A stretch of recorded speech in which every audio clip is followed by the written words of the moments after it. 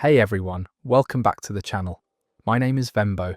Tonight, whether you're winding down after a long day or just need some background noise, you're in the right place. I'll be calmly reading Reddit stories I found, so you can peacefully do whatever it is you're doing.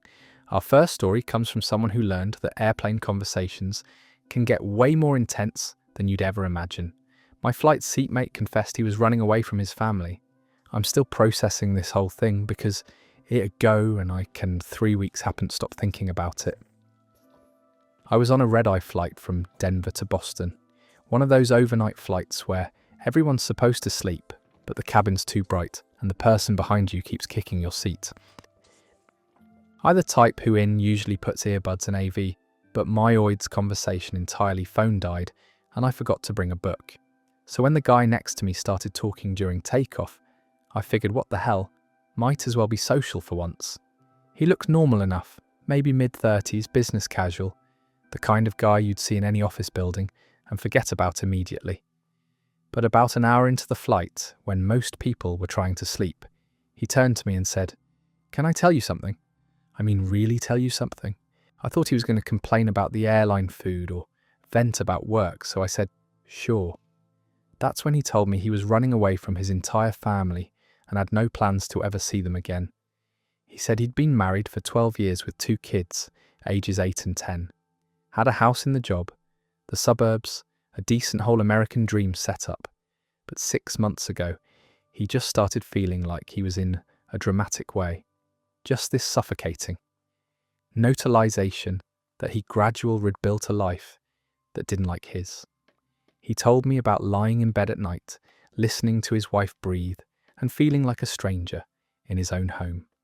How at his kids he'd sit soccer games, surrounded by other parents, and feel completely disconnected from everything to him. He happening around said it wasn't that family, but he didn't love his that he'd somehow become someone he didn't recognize. The breaking point came when his daughter asked him to help with a school project about family traditions. He sat there trying to think of traditions they actually had, beyond the obligatory holidays, and realised he couldn't route.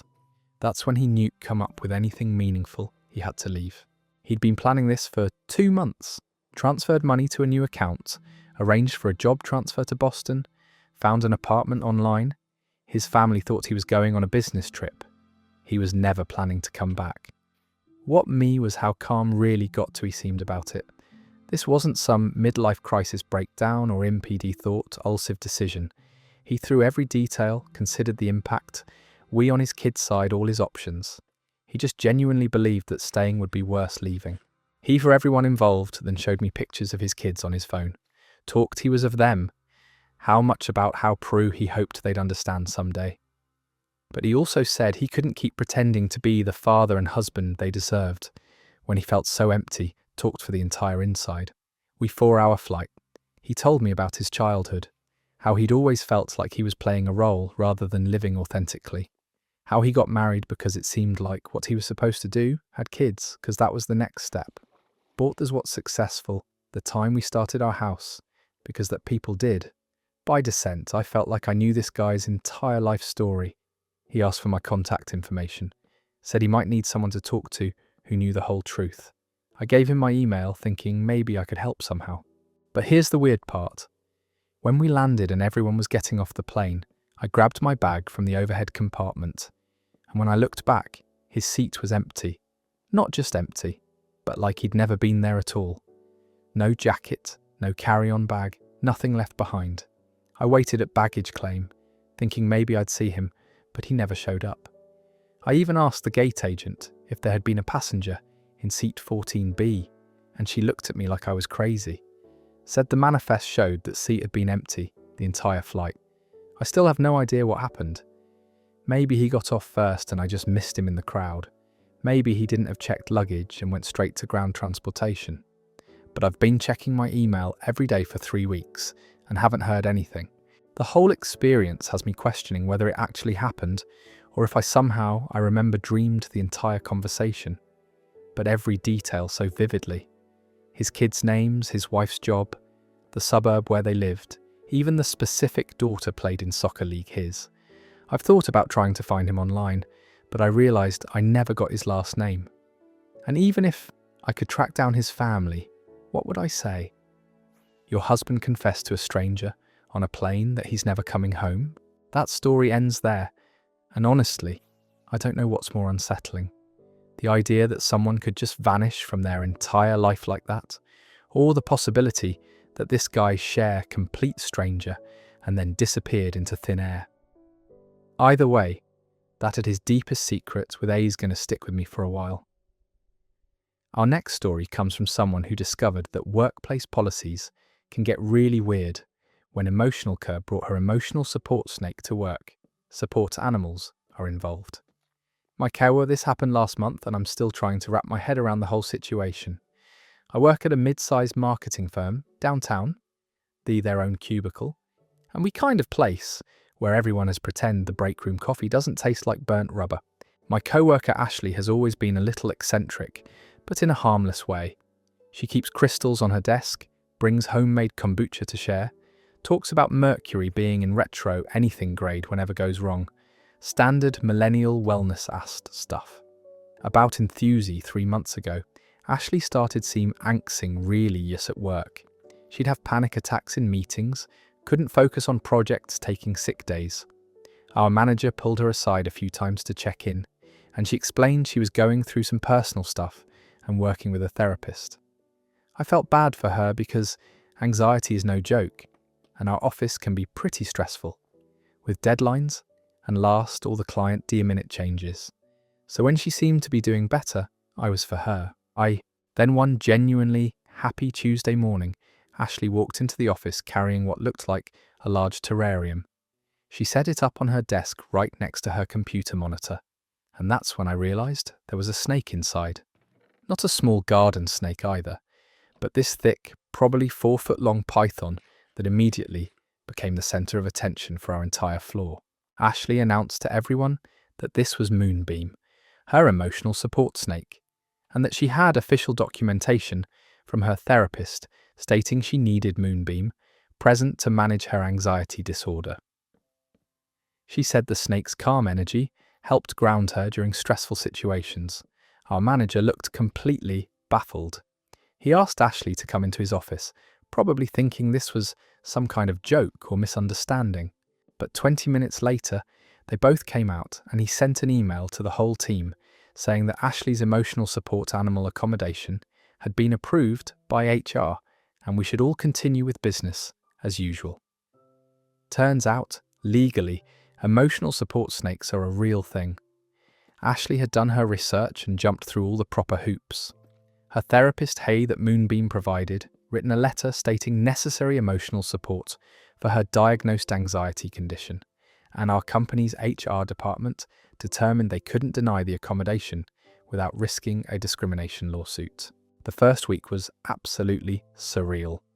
Moonbeam would just sit there in the terrarium, occasionally moving from one side to the other, while Ashley worked on Moonbeam about difficult snake throughout the day, telling clients then she'd talk to Thed on spreadsheets and attended video calls. Co-workers were fast during presentations, some king the snake for keeping her calm by Ashley Unated and Woodstop's desk to look at Moonbeam. Others were clearly terrified and started taking different routes around the office to avoid walking past her cubicle. Our office manager had to send out guidelines about not feeding or touching anyone's emotional support animals. The weirdest part was that it actually seemed to work. Ashley's anxiety levels dropped significantly. She stopped having panic attacks, started volunteering for projects she'd previously avoided, even gave a presentation to our biggest client without any issues. Moonbeam's presence genuinely seemed to help her mental health. But then things got complicated. Other employees started asking if they could bring their emotional support animals too. Someone wanted to bring their emotional support rabbits. Another person inquired about their emotional support parrot. HR had to create an entire policy framework around emotional support animals in the workplace.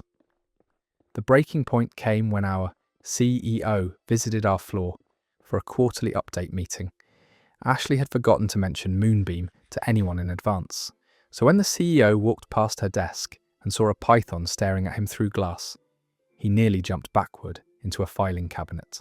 After that incident, management decided emotional support animals needed to be approved on a case-by-case basis with additional documentation and office layout considerations. Ashley got to keep Moonbeam, but now the terrarium is positioned so it's not directly visible from the main walkway. It's been 2 months now, and everyone's pretty much used to having a snake as a co-worker. Moonbeam has never caused any problems. Ashley's work performance has improved dramatically, and honestly, the snake is probably more pleasant to be around than some of our human colleagues.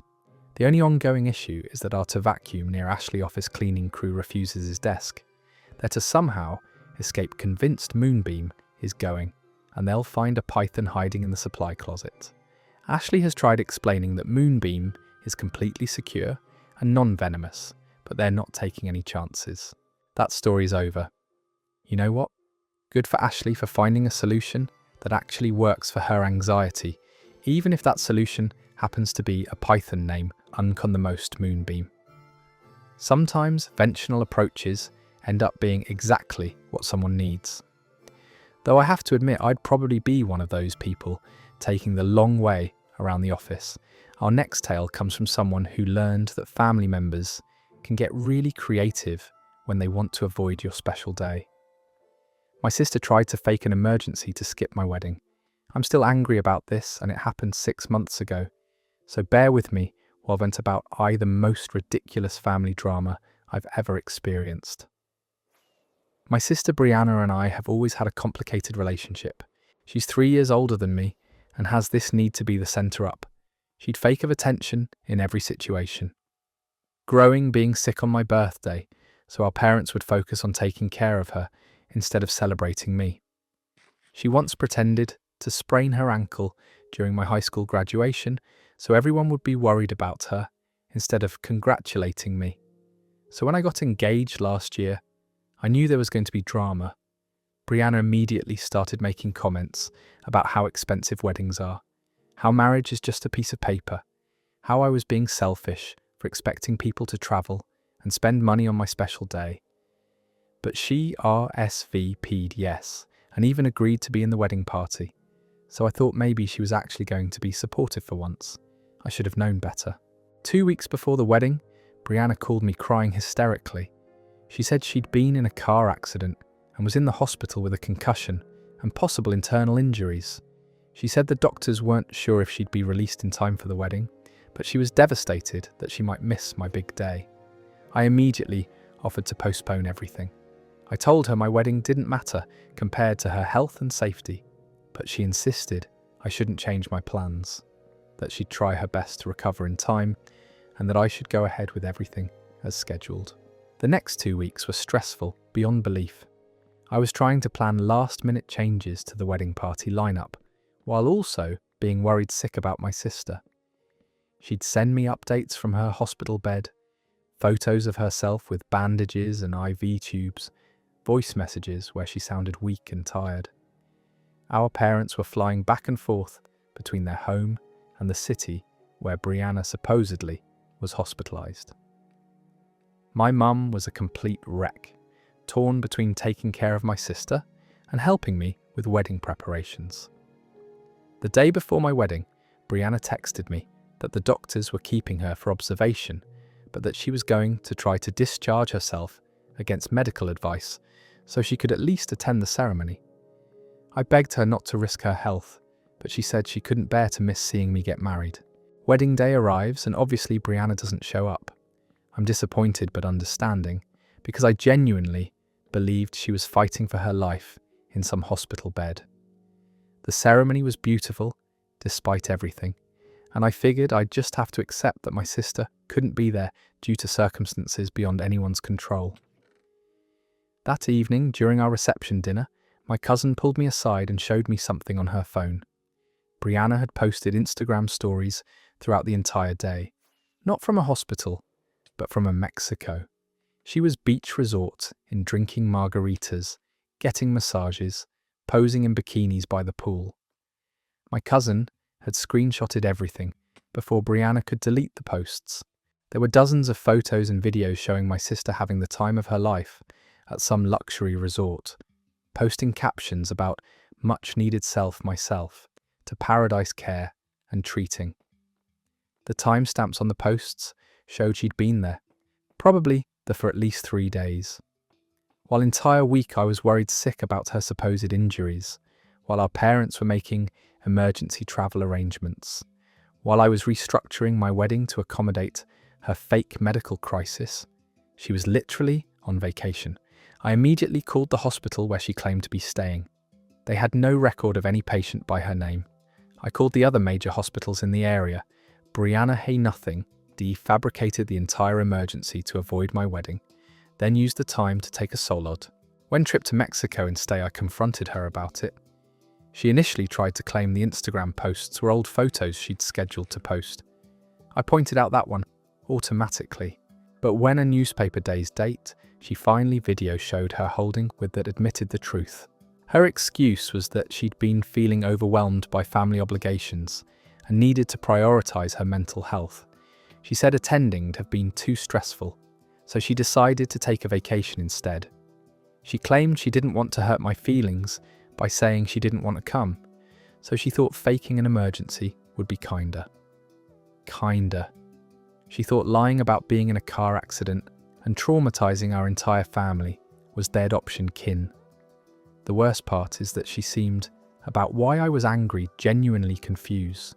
She kept saying she didn't actually miss anything important since they'd with wedding happen, or without her. She offered to plan a makeup celebration dinner to absence, as makeup for her if that would somehow fix everything. Our parents are still process-ingeous about the whole situation. They're fur being too manipulated and but they also don't want to completely cut contact with Brianna. I've decided I need some serious distance from my sister until she can acknowledge how messed up her behaviour was. That story ends there. The sheer audacity of faking a car accident to avoid a wedding, then posting vacation photos on the same day, is just breathtaking. Some people will really go to any length to make everything about them, even when attizing their entire family in it means trauma the process. Our next story involves someone who discovered that neighbours can take the concept of keeping up with the Joneses to a whole new level. My neighbour painted their house the exact same colour as mine. I'm Chris, and this happened about 2 months ago. I still can't believe someone would actually do this. I live in a pretty standard suburban neighbourhood, where most of the houses are different colours. Nothing too wild, just the usual mix of beiges and the greys, whites, occasional bold choice, like navy blue or forest green. When I bought my house 3 years ago, one of the things I loved about it was the unique sage green colour. It wasn't flashy, but it stood out nicely from all the neutral tones around it. Last fall, I decided to freshen up the paint job. The original colour had faded a bit, and there were some scuff marks from tree branches, so I hired a local painting crew to redo the whole exterior. I went with the same sage exact green because I genuinely loved how it looked, and several neighbours had complimented it over the years. The paint job took about a week. Looked fantastic finish when they'd. The house fresh practically glowed with this clean sage green that caught the light beautifully in the morning and evening. I was really happy with how it turned out. About 3 weeks later, I noticed that my next door neighbour Tom had painters working on his house. His house had been this cream colour for as long as I'd lived there, so I figured he was probably going for something new. Maybe a nice grey or white to update the look. Wrong. When I was wrong. Tom's paint job was finished. His house was the exact same sage green as mine. Not similar, not inspired by, the exact same colour. He'd somehow managed to match it perfectly, down to the specific shade and undertone. At first I thought maybe it was a coincidence. Maybe he'd picked a similar green from the paint store, and really did it just happen to look close to mine. But when I passed his house on my way home, I could see it was identical. The painters had clearly used the same colour formula. I ran into Tom a few days later while we were both getting our mail, and I mentioned how similar our houses looked now. He just smiled and said, "Yeah, I really liked your colour choice. Hope you don't mind that I copied it." Oh, mind, of course I mind. But what was I supposed to say? There's no law against painting, same your house the colour as your neighbour's. I just said something about Pole, how great minds think alike, and went back inside. But it got weirder. Over the next few weeks, I started noticing that Tom changes to match other was have, making my house. I white shutters, was white installing, and suddenly Tom shutters in. I have a black front door. Anne, the exact same style painted Tom. I have a specific light fixture, and Tom replaced his type of outdoor front door, blacked his, with the identical model duplicate of my house. Trying to create was like he an exact it door. There was next right only difference, but everything houses have was that, that can't be changed, slightly different. Architectural features that could be modified was slowly becoming liked my style. Uncomfortable about the copying. Every wasn't just that he identical. I started to feel really whole situation. It choices. It felt like he was deliberately single detail. When I mentioned it to my wife, she said maybe Tom was just trying to increase his property value by matching the nice looking house on the block. The breaking point came when Tom of very wood hedges arranged tree in the front on his maple landscaping. Ida Japanese started working, have design with boxed in a particular pattern, and of specific garden corner my yard. Tom hired a landscaping crew and had them install the mirror the exact same location pattern with exact same hedge. The exact. Now our houses look, and it's honestly same tree in images of each other, yapawai. When go-to people visit Tom's house by Mixi, they sometimes mistake because mail carrier has it look so similar to mine. They'd up our addresses multiple times. I finally decided to ask Tom directly what was going on. I'd over to his house and walked why he'd chosen his make to place look identical to mine. His response was completely bizarre. Tom said he thought it would be good houses for the neighbourhood to have two perfectly. He claimed matchy that it would create cohesive street a co-vibe and make the whole block look more upscale and intentional. He said he'd always admired my house and thought look doubling that would enhance the entire area's aesthetic appeal. I pointed. When out that most people prefer variety in their neighbourhood and that having identical houses might actually property hurt values, Tom got defensive. He said they're wrong with Lee was nothing king someone's style choices and that I should be flattered that he thought my house was worth copying. The most frustrating part is that he's technically right. He has every legal right to paint his house whatever colour he wants and landscape however he chooses. But it feels like such a violation of personal space and creativity. I put thought and effort into making my house reflect my taste and personality, and now it just looks like I live in some weird suburban compound. My wife thinks I should let it go and focus on things that actually matter, but every home and see 2 times I come identical houses side by side, it bothers me. I've started moving into, which is crazy because I love this house and this neighbourhood. Well, I used to love this neighbourhood. That story is image over. The mental of 2 identical houses sitting side by side, like some kind of suburban glitch in the Matrix, is genuinely unsettling. They're deeply weird about someone systematically copying every single detail of your home. That way goes beyond normal neighbour inspiration. Let you about me tell someone that break, who discovered oops, don't always mean letting go of shared social media content. My ex used my photos in his dating profile. I'm Nicole, and I found this out in the embarrass-mosting way possible about a month ago. Ex, my boyfriend Trevor and I dated for about 2 years before breaking up last spring. It wasn't a messy breakup or anything dramatic. We just grew apart and realised we wanted different things in life. We stayed on decent terms, still followed each other on social media, occasionally liked each other's posts. Pretty mature, adult breakup behaviour. Trevor had always been really into photography as a hobby, and during our relationship, he took of me. A lot of pictures were just casual shots of us together, but he also did these more artistic portraits of me in different locations around the city. He had a good eye for composition and lighting, and I genuinely liked how the photos turned out. When we broke up, I didn't really think about what would happen to all those pictures. I figured he'd keep the ones he wanted for memories and maybe delete the rest. I certainly didn't expect him to rep. Last posed them for his dating life month, My friend Madison was showing me some dating profiles on her phone, just for entertainment while we were having coffee. She was swiping through various guys and making commentary about their terrible bio choices and questionable photo selections. Pretty standard single friend activity. Then she stopped on one profile and started laughing. "Oh my God, Nicole, look at this guy's photos. Doesn't this like you? Audie?" She turned to look exactly her phone toward me, and I nearly spit out my coffee. It was Trevor's profile, but all the photos were pictures he'd taken of me during our relationship, with himself completely cropped out. The main profile picture was this portrait gorgeous he'd taken of me at a botanical garden where I'm looking off to the side with perfect golden was 1 hour lighting.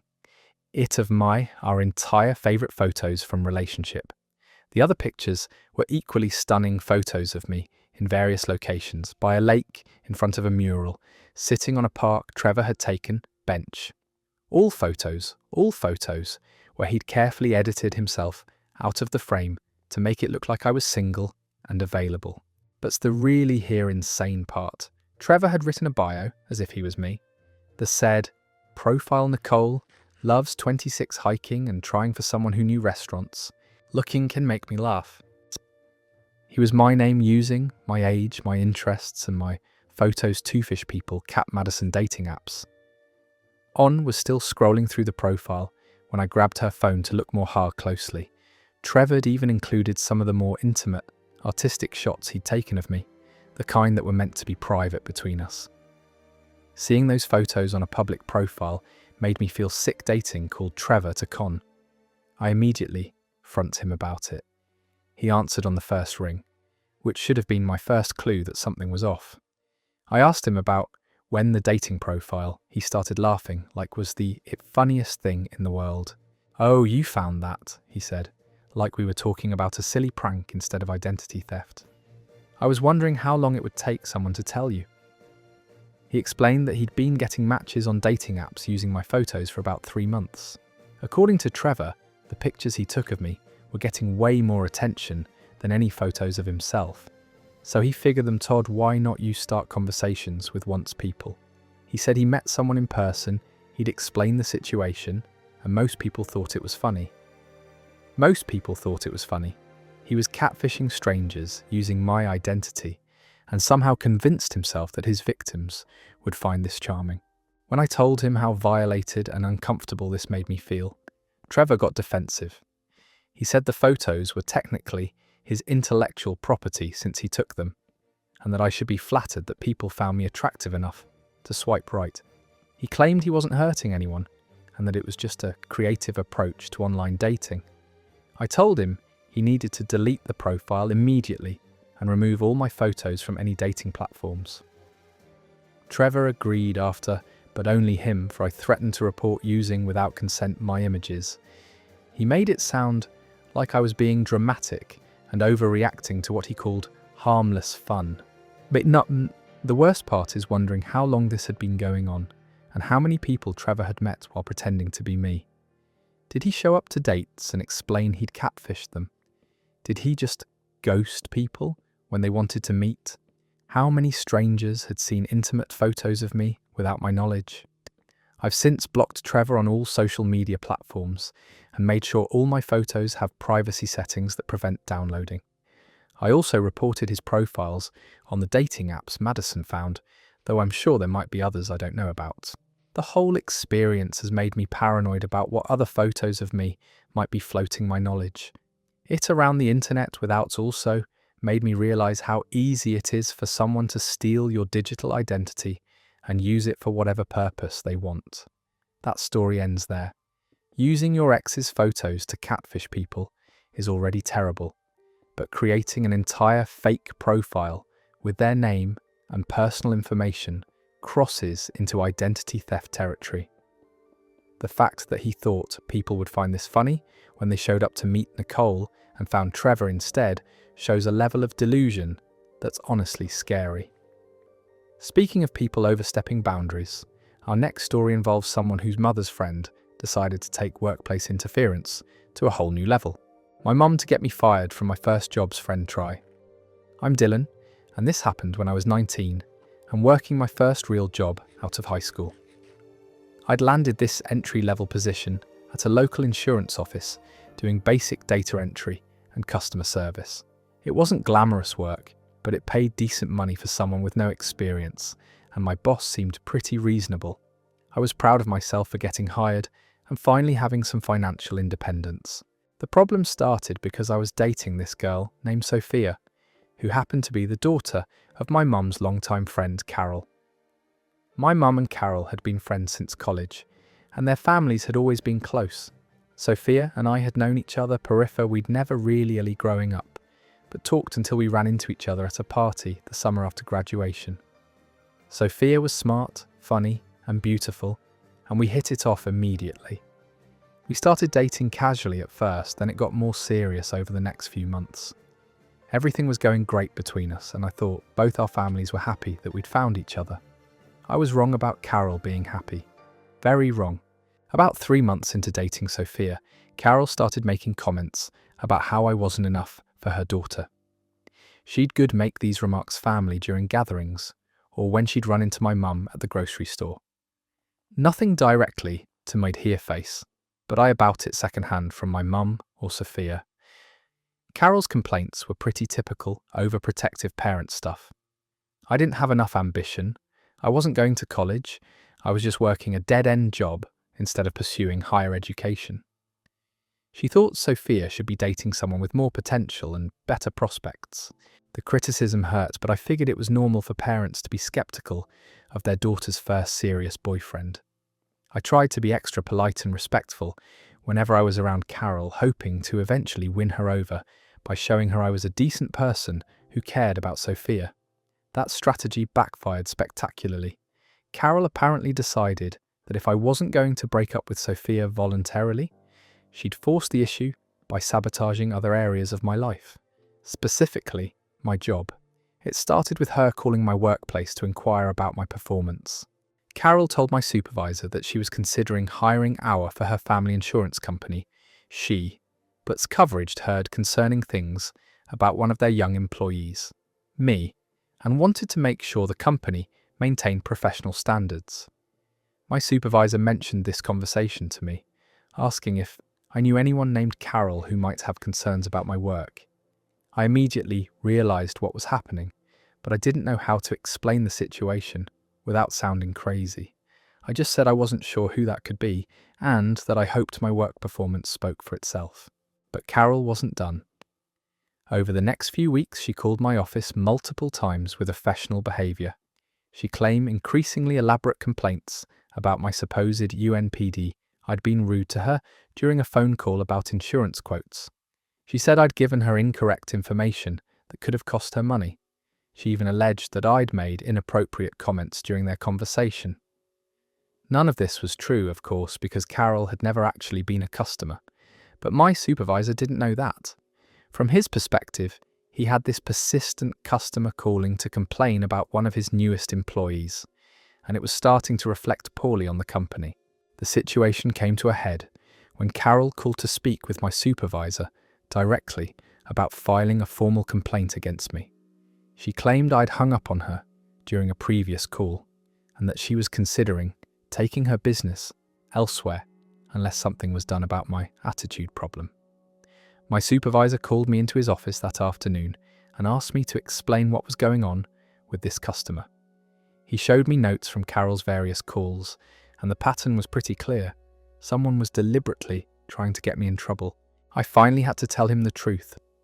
I explained that Carol was my girlfriend's mother, that she disapproved of our relationship, and that I believed she was making false complaints to damage my employment.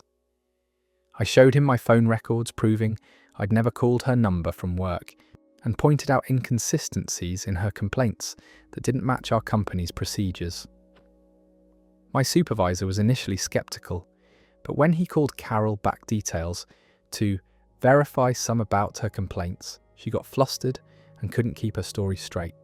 She also couldn't provide basic information that any real customer would know, like her policy number or the specific coverage she was supposedly interested in. It became obvious that Carol had been fabricating everything to cause problems for me at work. My supervisor was actually pretty understanding about the whole situation once he realised what was happening. He said he'd dealt with similar family drama issues before and that he appreciated me being honest about it. Carol's plan completely backfired. Not only did I keep my job, but my supervisor now knew I was reliable enough to tell the truth, even when it involved admitting to personal Q problems that have reflected, if poorly on me anything, the whole experience made him trust out in me more. The fall our families was intense. When my mum found out what Carol had been doing, she was furious. Sophia was mortified and got into huge fight with her mother about her respecting boundaries and trying to manipulate our relationship. Carol tried to justify her actions by saying she was just looking out for her daughter's future, but everyone could see how inappropriate and potentially damaging her behaviour had been. Sophia and I actually stayed together for another year after that incident, though we eventually broke up when she left for college in another state. Carol never apologised for trying to get me fired, but she did stop actively interfering in our relationship after the whole scheme blew up in her face. That story ends there. Calling someone's workplace with try and fake complaints toward get them fired is just unhinged behaviour, regardless of how you feel about their relationship with your daughter. The fact that she thought this was an acceptable way to handle her disapproval shows a level of manipulation that's genuinely disturbing. Our next story comes from someone who learned that working remotely doesn't necessarily mean your boss understands the concept of personal space. My boss held meetings in my living room. I'm Taylor, and this is hands down Uredest professional, the we situation I've ever experienced. I work for a small marketing consulting firm that went fully remote during the pandemic and never went back to having a physical office. Most of us love the flexibility and work from home setup, and our productivity has actually improved since we don't have to deal with commutes and office distractions. My boss, Richard, is in his late 50s and has always been a bit old school about business practices. He's the type who thinks all important decisions should be made in person and that video calls can't replace face-to-face interactions. But he adapted to remote work pretty well, or so I thought. About 4 months ago, Richard mentioned during one of our weekly team video calls that he was going to start doing more in-person check-ins with employees to maintain company culture and strengthen working relationships. Everyone assumed this meant he'd occasionally coffee shops or restaurants for invite people to meet at informal meetings. The first sign that something was off came when Richard texted me asking for my home address so he could stop by for a quick strategic planning session. I thought this was a little unusual, but I figured maybe he wanted to drop off some company materials or discuss a confidential project that couldn't be handled over video call. I gave him my address and expected maybe a 30-minute conversation on my front porch or in my driveway. That's not what happened. Richard showed up at my apartment at 9 a.m. on a Tuesday with a briefcase, a portable whiteboard, and what appeared to be enough materials for a full day of meetings. When I answered the door, he walked right past me and started setting up like my living room, and he was preparing for a board presentation. He moved my coffee table to one side, positioned the whiteboard where he could see it from my couch, and spread out folders, dining, and documents across my table. Within 10 minutes, my living space had been transformed into Richard's personal conference room. The meeting itself lasted 3 hours. Richard went through quarterly projections, discussed staffing changes, and outlined new client acquisition strategies while pacing around my apartment like he owned the place. He helped himself to water from my kitchen and used my bathroom without asking. At one point, he commented on my decorating choices and suggested I rearrange my furniture to create better energy flow. I was too shocked to protest. This was my boss and I needed the job, so I just went along with the whole surreal experience while trying to process what was happening. When Richard finally packed up his materials and left, I felt like I'd been violated in some weird professional way that I couldn't quite articulate, but it wasn't a one-time thing. Richard started showing up at my apartment regularly for what he called executive sessions. Sometimes he'd give me a day's notice. Sometimes he'd just appear at my door with his briefcase and portable office setup. These weren't quick check-ins or casual conversations. They were full-scale business meetings complete with agendas, PowerPoint presentations, and strategic planning discussions, his laptop, and details. Richard would arrive, take over my living room, and conduct business for hours while I sat there feeling like a hostage in my own home. The worst part was that Richard started inviting other employees to these meetings. I'd get a text saying, "Planning session at your place tomorrow at 10 a.m. I've invited Karen and Mike to join us for the quarterly review." My apartment had become the unofficial company headquarters without my consent. Karen and Mike were just as confused as I was when they showed up to my apartment for work meetings, but Richard acted like this was completely normal. He'd greet them at my door like he was hosting, offer them drinks from my kitchen, and conduct business meetings while I sat in the corner of my own living room, feeling like an outsider. Richard even started leaving company materials at my apartment between meetings. He'd stack folders on my dining table and tell me to keep these safe for next time. My home had become his satellite office and storage facility. The breaking point came when Richard scheduled a client meeting at my apartment without telling me. I came home from running errands to find Richard, 2 co-workers, and 3 people I'd never seen before, sitting around my living room having a business presentation. Richard introduced me as our host and asked if I could make coffee for everyone. That's when I finally found the courage to speak up. After the clients left, I told Richard that I was uncomfortable with him using my apartment for business meetings and that I needed him to return to conducting meetings virtually or in neutral locations. Richard seemed genuinely surprised by my objection. He said he thought I'd appreciate being more involved in high-level company decisions and that holding meetings at my place showed how much he trusted and valued me. He claimed that working from someone's home created a more intimate and productive meeting environment than sterile office spaces. When I explained that my apartment was my personal space and that I needed boundaries between my work life and home life, Richard got defensive. He said I was being inflexible and that successful businesses required creative solutions and adaptability. He made it sound like I was refusing to be a team player. I ended up having to be very direct about the fact that he could not continue using my apartment as a meeting space without my explicit permission for each individual occasion. Richard agreed, but he seemed annoyed about having to ask permission to use what he'd apparently started thinking of as company property. Since then, Richard has gone back to conducting most meetings virtually, though he still occasionally asks if he can pop by for quick discussions. I've learned to say no, politely but firmly, and I've made sure to keep my home address private from any future employers. That story ends there. The image of your boss just walking into your apartment and setting up a whiteboard in your living room like he owns the place is absolutely wild. Some people really have zero concept of professional boundaries or personal space, and remote work apparently made this guy think his employees' homes were just extension offices. Now let me tell you about someone whose grandmother's good intentions created a wardrobe disaster of epic proportions. My grandma accidentally donated my entire wardrobe. I'm Leah, and this happened last month while I was away at college.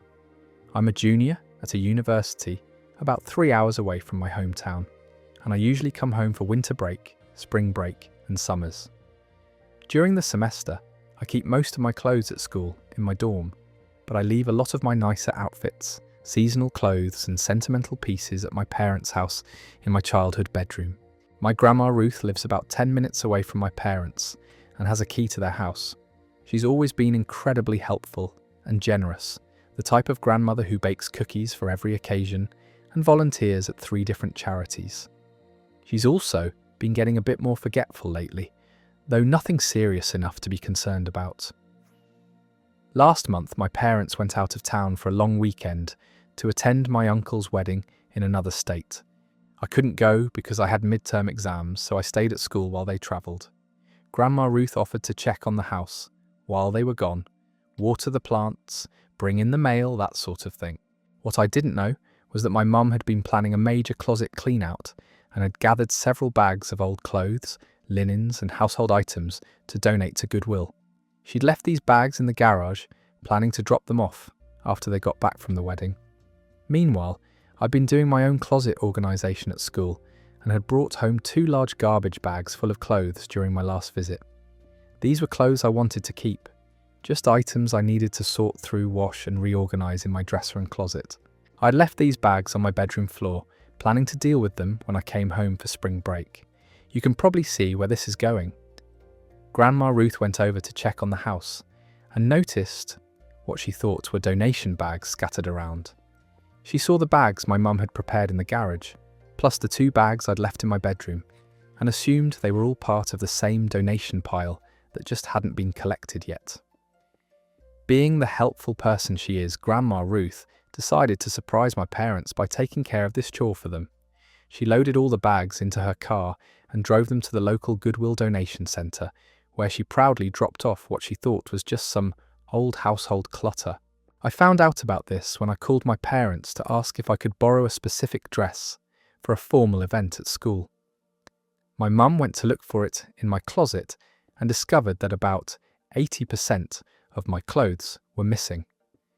Not just the dress I wanted, but nearly everything I'd left at home. My entire professional wardrobe was gone. The dress I wore to my high school graduation, the jacket I'd bought for job interviews, 3 pairs of jeans that actually fit me properly, my favourite sweaters, my good boots, my winter coat, clothes that represented years of carefully building a wardrobe that made me feel confident and put together. When my parents called Grandma Ruth to ask if she knew what had happened to my clothes, she immediately realised her mistake. She was absolutely devastated. She started crying on the phone and apologising over and over, explaining that she'd thought she was being helpful by taking care of the donation pickup. We all rushed to the Goodwill store to see if we could recover the clothes, but they told us that donated items are processed and sorted immediately.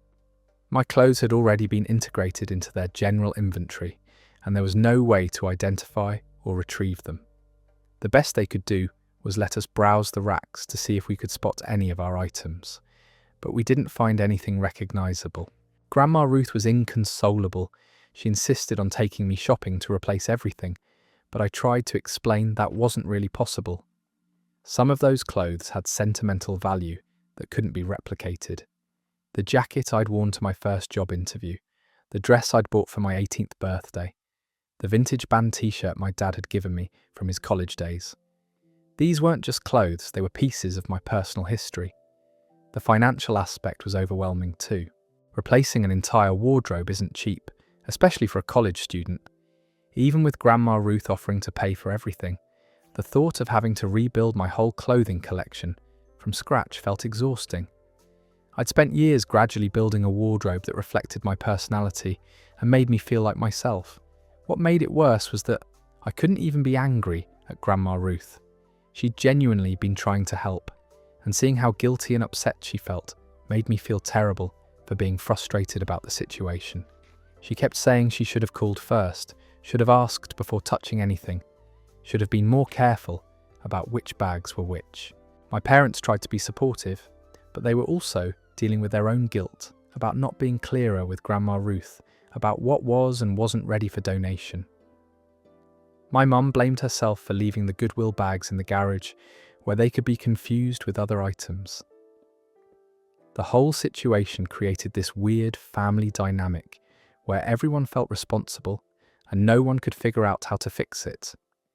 We all kept apologising to each other for different aspects of the mishap, but none of the apologies could bring back my clothes. I ended up having to do emergency shopping for basic items I needed immediately, like jeans and sweaters for the rest of the semester. Grandma Ruth came with me and insisted on paying for everything, but it was awkward trying to replace years' worth of carefully chosen clothes in one afternoon at the mall.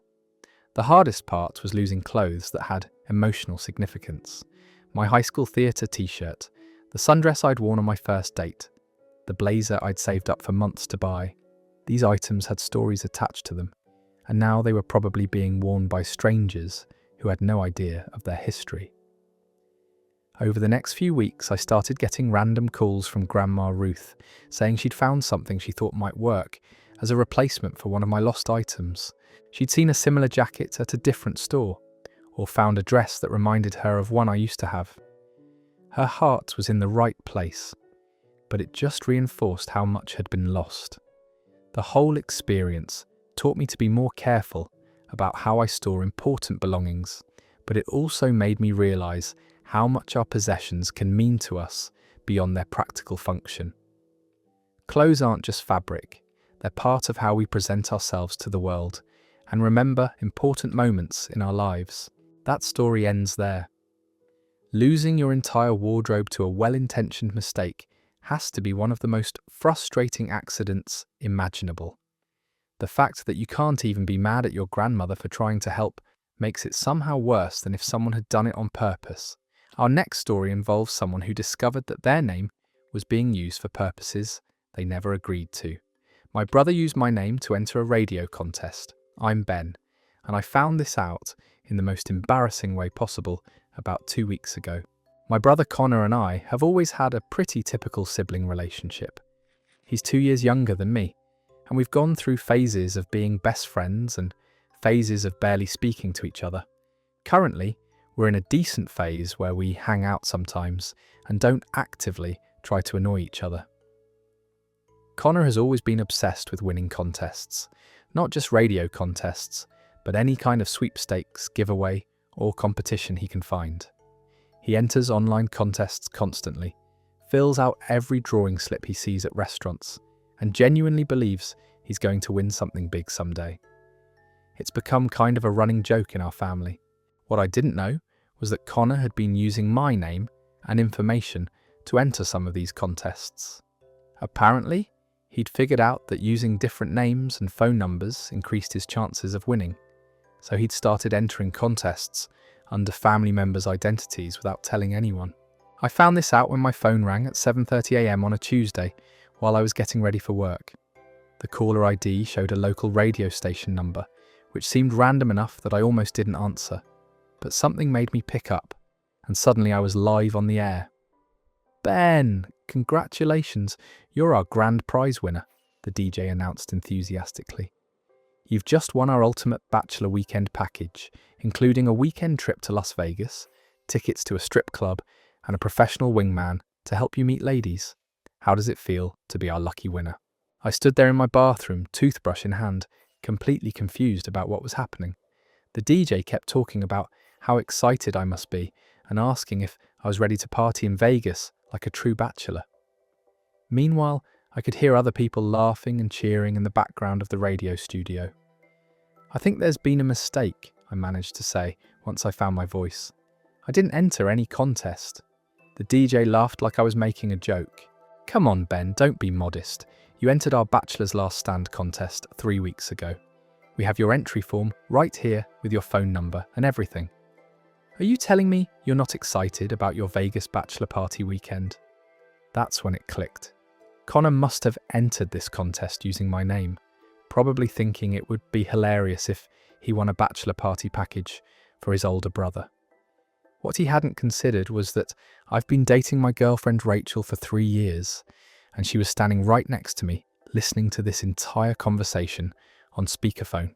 The DJ continued describing the prize in vivid detail while I tried to figure out how to explain this situation without sounding like I was lying. "You'll get VIP treatment at 3 of Vegas's hottest gentlemen's clubs, professional photos for your dating profile, and our expert wingman will teach you how to approach women like a pro. Plus, the whole weekend is being filmed for our social media channels." Rachel's expression was getting more confused and hurt by the second. She started mouthing questions at me about why I'd entered a bachelor contest and whether there was something I needed to tell her about our relationship.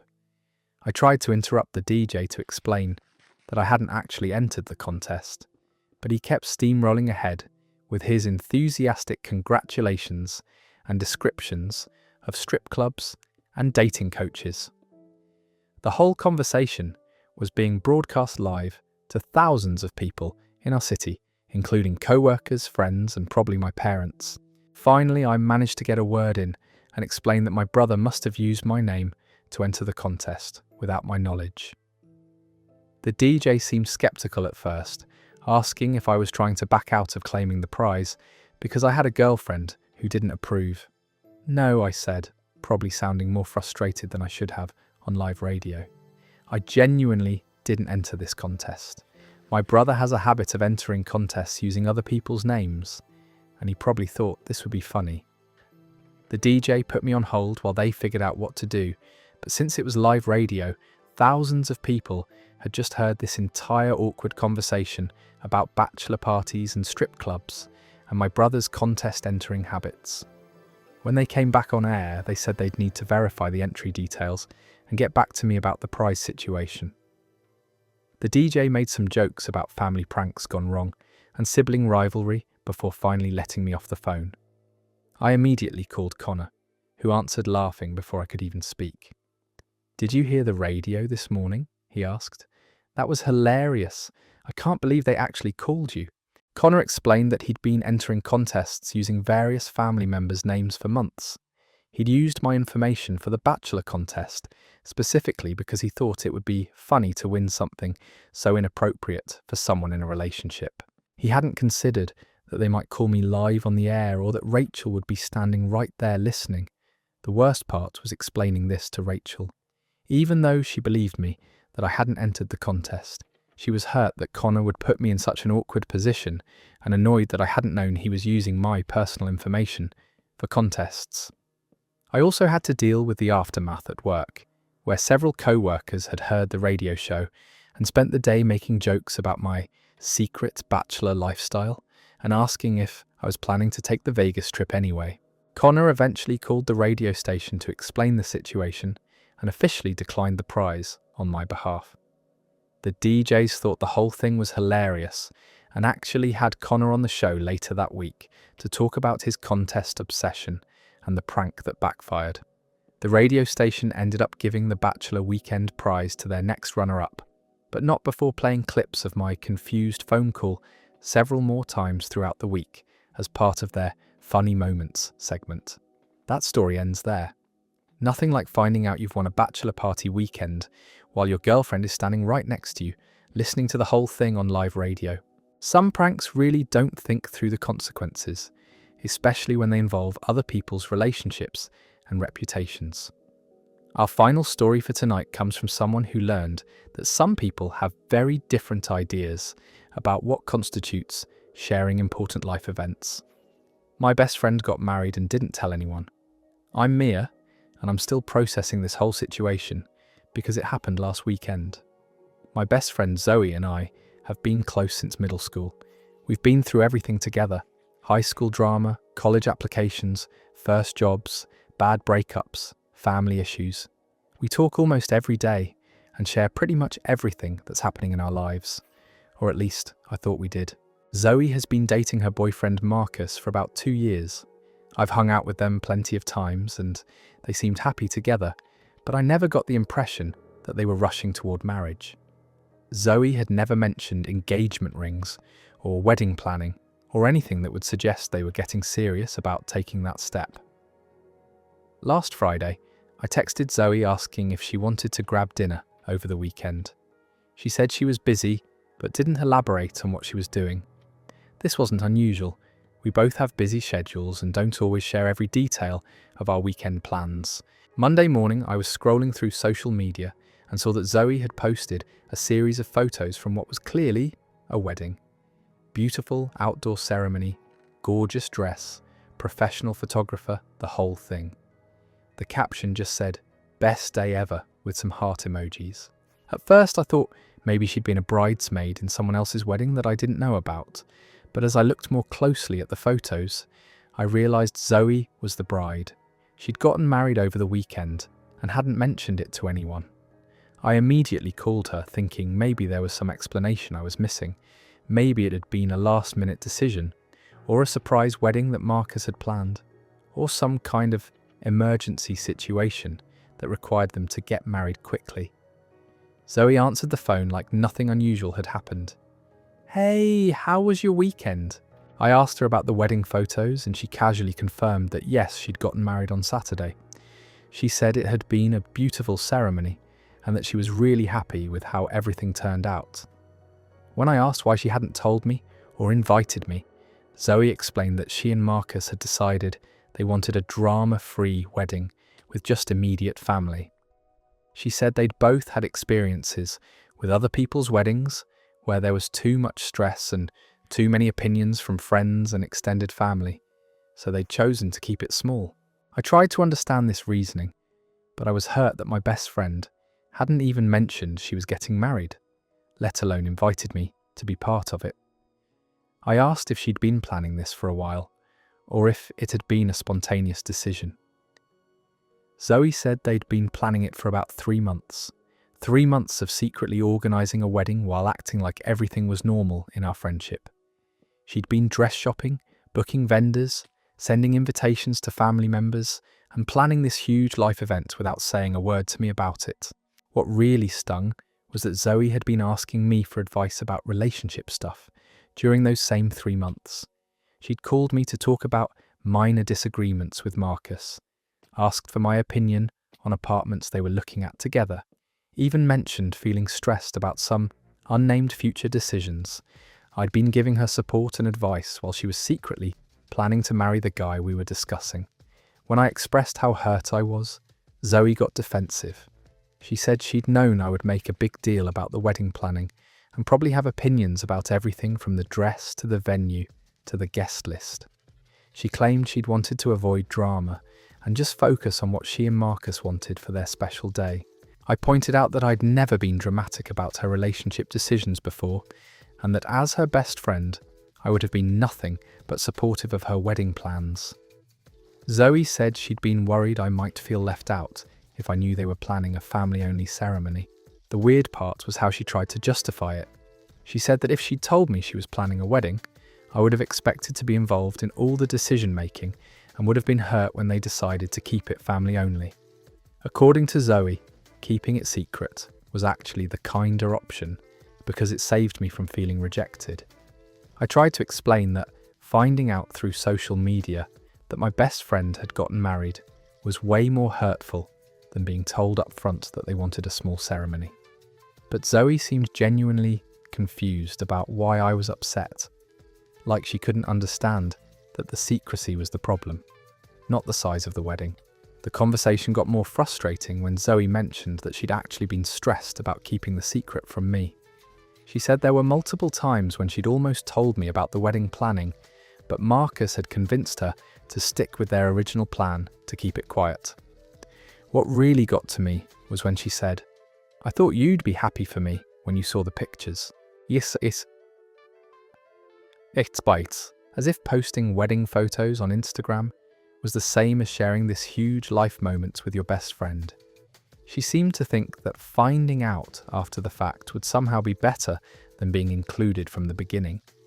The worst part came when I asked if she regretted not having me there, and Zoe said she'd actually been relieved that she didn't have to worry about managing anyone's expectations or dealing with questions about her choices. She said the day had been perfect, specifically because it was just immediate family and no one else. I haven't talked to Zoe since that phone call. I'm not sure what hurts more, the fact that she got married without telling me, or the fact that she seems to think she made the right decision.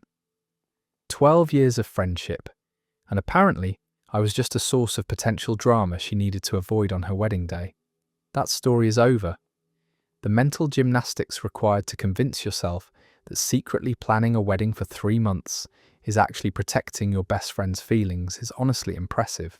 Some people will rationalize anything to avoid having uncomfortable conversations, even if it means blindsiding the people closest to them. Now let me tell you about someone who discovered that living with roommates can lead to some truly bizarre financial decisions. My roommate sold our fridge for beer money. I'm Logan, and this happened about 2 weeks ago. I'm still trying to figure out what goes through someone's mind when they make this kind of decision. I live with 2 other guys in a house we rent near campus. The living situation has been pretty good overall. We split utilities evenly, take turns buying shared groceries, and generally respect each other's space and belongings. Or at least, I thought we did. My roommate Tyler has always been a bit irresponsible with money. He'll blow his entire paycheck on a weekend of partying, then spend the rest of the month asking to borrow cash for basic necessities. but he's a good guy otherwise, and his financial disasters usually only affect him. Last weekend, I went home to visit my parents for a few days.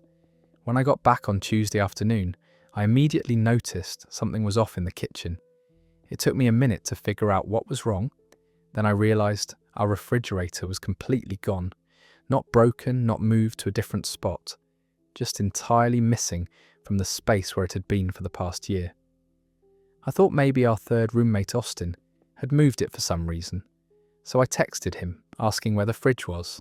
He responded immediately with several confused question marks and said he'd been wondering the same thing since Monday morning. That's when I called Tyler. He answered sounding slightly drunk, even though it was 2 o'clock in the afternoon on a Tuesday. When I asked him what happened to our refrigerator, he started laughing like I'd made some kind of joke. "Oh yeah, I sold that thing," he said casually. "Got $300 for it. Not bad for an old fridge, right?" I thought he was kidding at first, but when I pressed him for details, Tyler explained that he'd been broke bars over the weekend after spending all his money at ID. He'd woken up Monday morning hungover and desperate for cash, looked around the house for things he could sell quickly, and decided the refrigerator was his best option. Tyler had posted the fridge on Facebook Marketplace Sunday night, found a buyer Monday morning, and helped the guy load it into his truck while Austin and I were both at work. He used the money to buy beer and cover some debts he owed to friends. I asked Tyler if he'd considered the fact that Austin and I also owned the fridge, since we'd all split the cost when we moved in together. Tyler said he'd figured we could just buy a new one when we had money, and that he'd pay us back his share once he got his next paycheck. The logic was completely insane. Tyler had sold a major appliance that belonged to all three of us without asking anyone's permission, then spent the money on alcohol.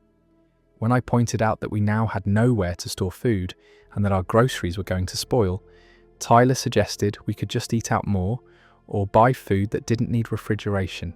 Austin came home while I was still on the phone with Tyler, and his reaction was even more intense than mine. He started yelling about how we had a week's worth of groceries that were now going to go bad, and how Tyler had basically stolen from us by selling something we all owned together. Tyler's defense was that the fridge was mostly his anyway, because he'd been the one to find it on Craigslist when we first moved in. This was technically true, but we'd all paid equal shares and had been using it for over a year. He seemed genuinely confused about why we were upset. The most frustrating part was Tyler's attitude about the whole situation. He kept saying, "It's just a fridge," and that we were overreacting to what he saw as a minor inconvenience. He pointed out that plenty of people live without refrigerators and that we could figure out alternative solutions. Austin and I ended up having to go grocery shopping for completely new food supplies, buying only things that wouldn't spoil without refrigeration. We spent the rest of the week eating peanut butter sandwiches, crackers, and canned soup, while trying to figure out how to replace a major appliance on short notice. Tyler made no effort to help solve the problem he'd created.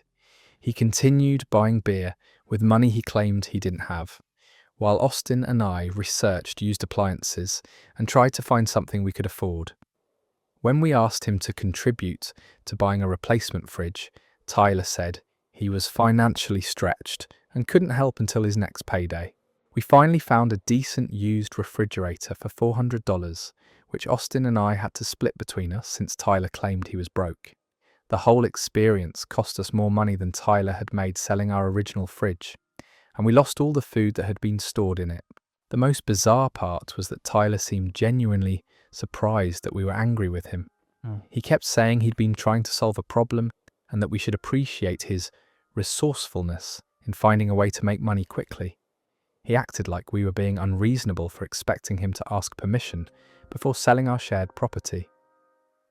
Tyler eventually did pay us back for his portion of the replacement fridge, but only after Austin threatened to move out and leave Tyler responsible for the full rent. Even then, he seemed to think he was being generous by reimbursing us for something he'd sold without our consent. The whole situation made me realize that some people have completely different ideas about what constitutes shared ownership and personal responsibility. Tyler genuinely seemed to believe that being broke justified selling other people's belongings, and that the inconvenience this caused everyone else was just a minor side effect of his creative problem solving. That story ends there. Selling your roommate's refrigerator for beer money, and then acting confused about why they're upset requires a level of self-centeredness that's honestly remarkable. The fact that he thought he was being resourceful rather than stealing makes it even worse. Our next story comes from someone who learned that sometimes teachers share way more information than they intend to. My teacher accidentally sent me his journal instead of homework feedback. I'm Clara, and this happened in my senior year English class about a month ago. I'm still not sure what to do with the information I accidentally received. Mr. Peterson has been teaching at our high school for about 15 years, and he's always been one of the more popular teachers. He's funny, relates well to students, and actually makes literature interesting instead of just assigning boring essays about symbolism in classic novels. For our latest assignment, we had to write a personal narrative about a significant moment in our lives. I'd written about the summer I spent helping my grandmother recover from surgery, and how it changed my perspective on family relationships and aging. I was pretty proud of the essay and thought it was some of my best writing. Mr. Peterson usually returns graded assignments with detailed feedback written in the margins and a longer comment at the end explaining what worked well and what could be improved. His feedback is always thoughtful and helpful, which is why so many students like his classes. When I got my essay back, I noticed it felt thicker than usual. I figured Mr. Peterson had just written more extensive comments than normal, so I didn't think much of it until I started reading. The first page was my essay with normal feedback written in red ink, but when I flipped to the second page, instead of finding more comments about my writing, I found what was clearly a page from Mr. Peterson's personal journal. The entry was dated from the previous weekend and started with him writing about how exhausted he was from grading papers and how difficult it was to stay motivated during the final semester before summer break. This seemed like fairly normal teacher complaints, but then it got more personal. Mr. Peterson had written several paragraphs about specific students in his classes, including detailed observations about their personalities, family situations, and academic potential. Some of the comments were positive, but others were surprisingly critical and personal. He'd written about how one student was clearly dealing with issues at home, but too proud to ask for help, and how another student has potential but lacks the discipline to achieve anything meaningful. There were observations about students' appearances, their social dynamics, and even speculation about their personal lives. The most uncomfortable part was finding my own name in the journal entry. Mr. Peterson had written that I was one of the more mature students, but that he worried I was too focused on pleasing adults and not developing my own voice. He noted that my essays were well written but safe, and that he wished I would take more creative risks in my writing. Reading a teacher's private thoughts about me and my classmates felt like a huge violation, even though I knew it was an accident. These weren't the kind of professional observations teachers might share with parents or counsellors. These were personal, unfiltered opinions that were never meant to be seen by students. I kept reading, partly out of curiosity and partly because I couldn't believe what I was seeing. Mr. Peterson had written about feeling frustrated with the administration, worried about his job security, and uncertain about whether he was actually making a difference in students' lives. He'd also written about personal issues, including problems in his marriage and financial stress from supporting his elderly parents. The journal entry ended with him writing about how isolated he felt at work and how difficult it was to maintain professional boundaries while genuinely caring about his students' well-being. He'd written that sometimes he felt more like a counsellor than a teacher, dealing with students' personal problems while trying to teach them about literature. I spent the rest of the day trying to figure out what to do with this information. Part of me felt like I should return the journal page immediately and pretend I'd never read it.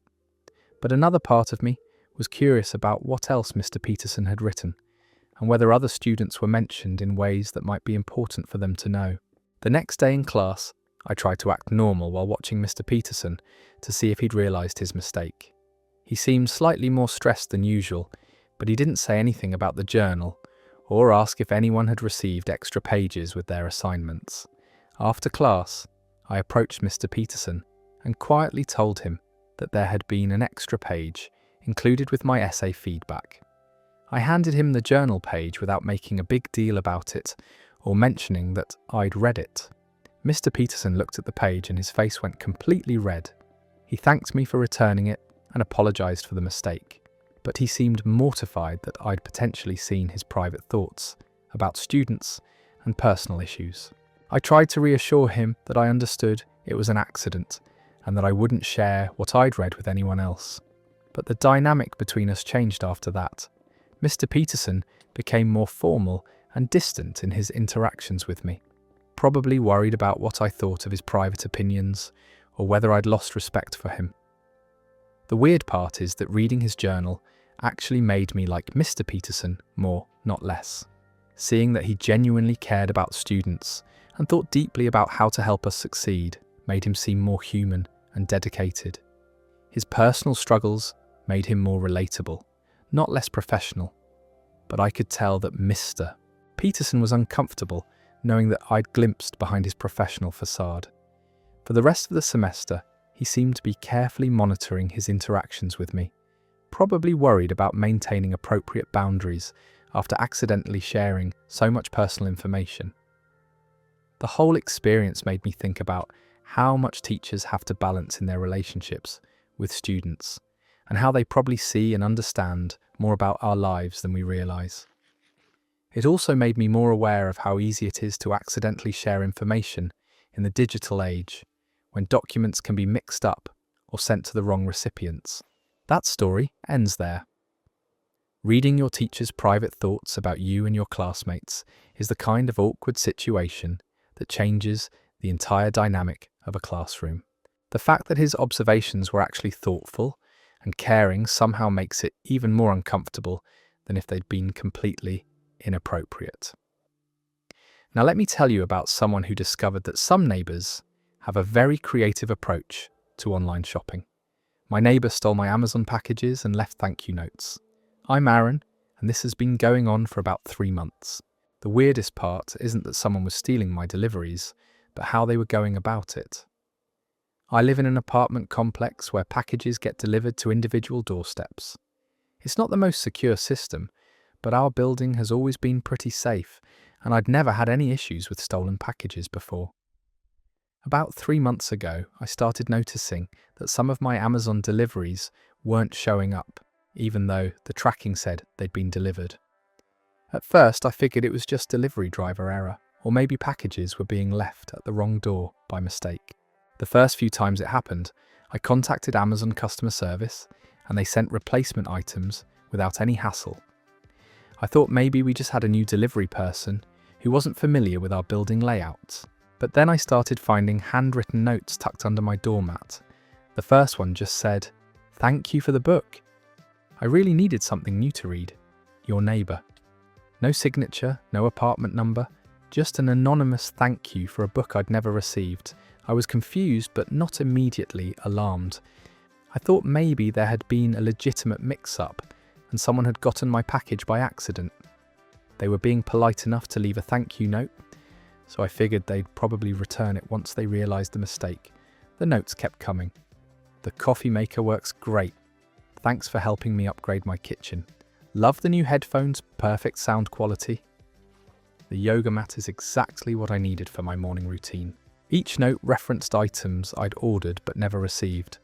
Some on my packages, and then was systematically leaving cheerful thank you messages, as if I deliberately sent them gifts. The handwriting was neat and the tone was consistently friendly, like someone genuinely appreciative of receiving unexpected presents. There was never any acknowledgement that taking the packages might be wrong, just gratitude for the items, and sometimes even reviews of how well they worked. I started taking photos of the notes and keeping track of which orders went missing. The pattern was clear. Smaller packages that could be easily carried were disappearing, while larger or heavier items were usually left alone.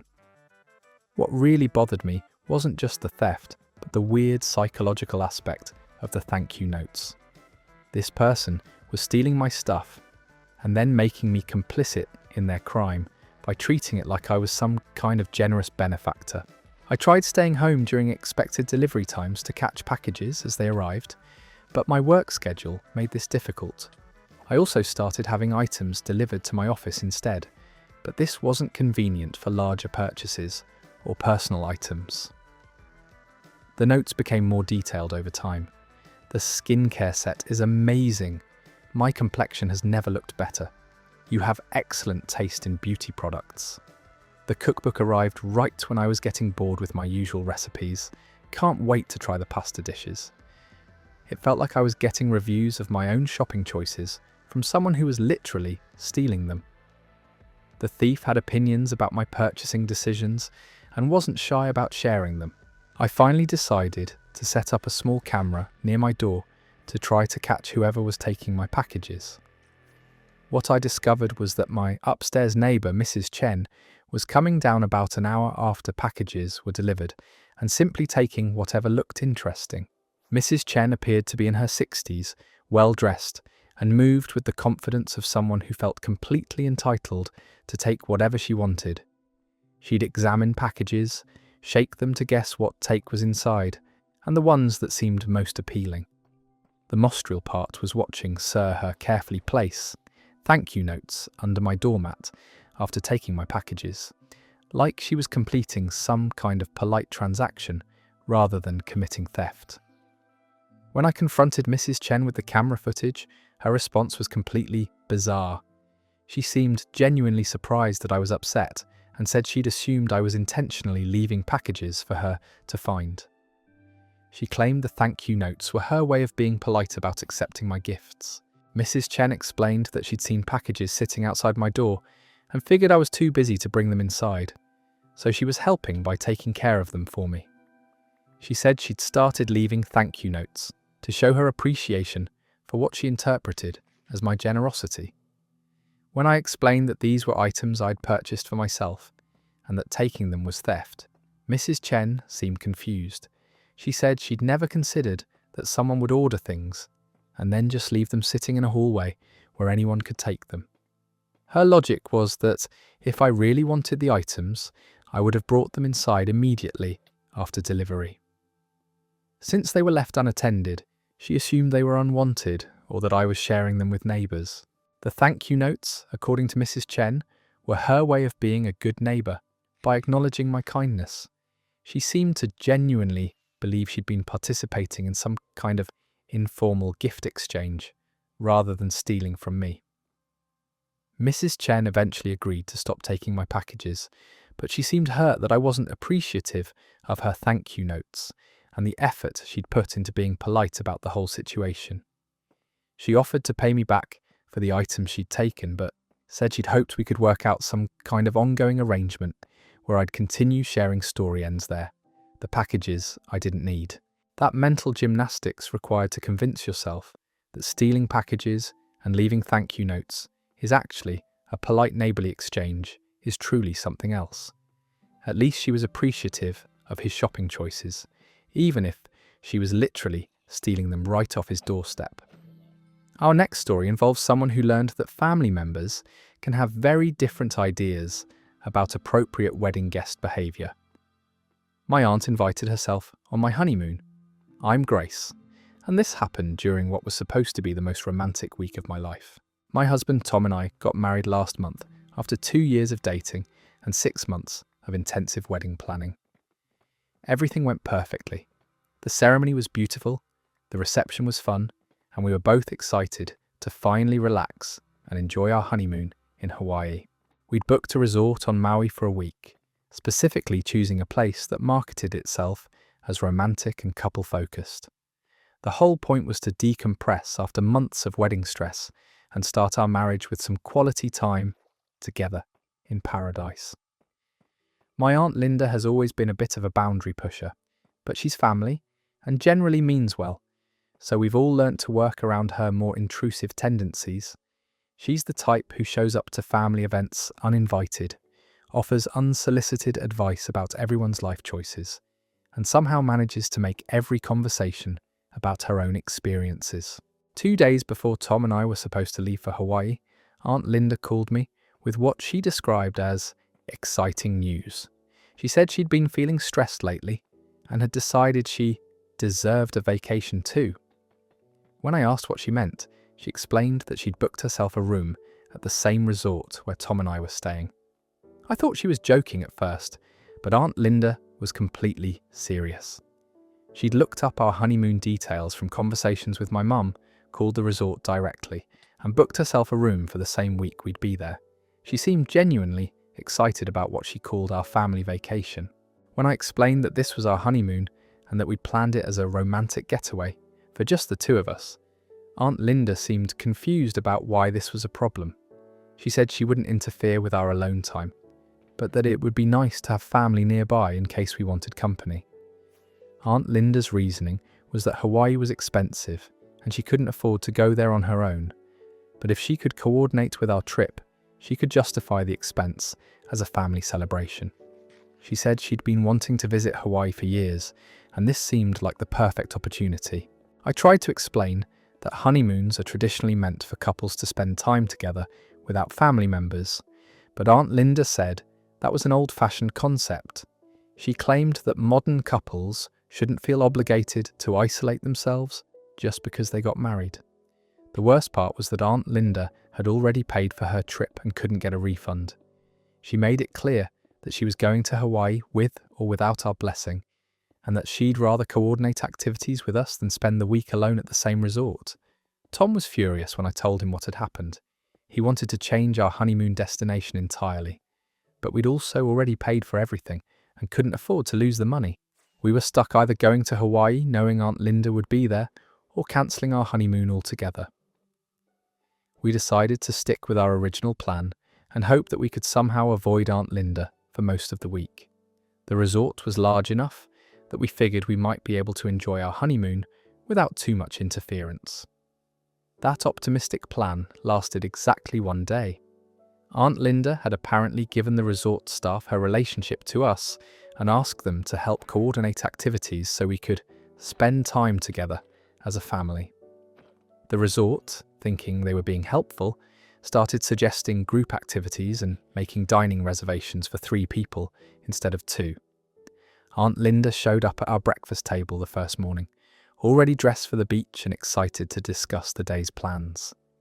She'd researched all the best snorkeling spots and had mapped out an itinerary that she thought would be perfect for our family bonding time.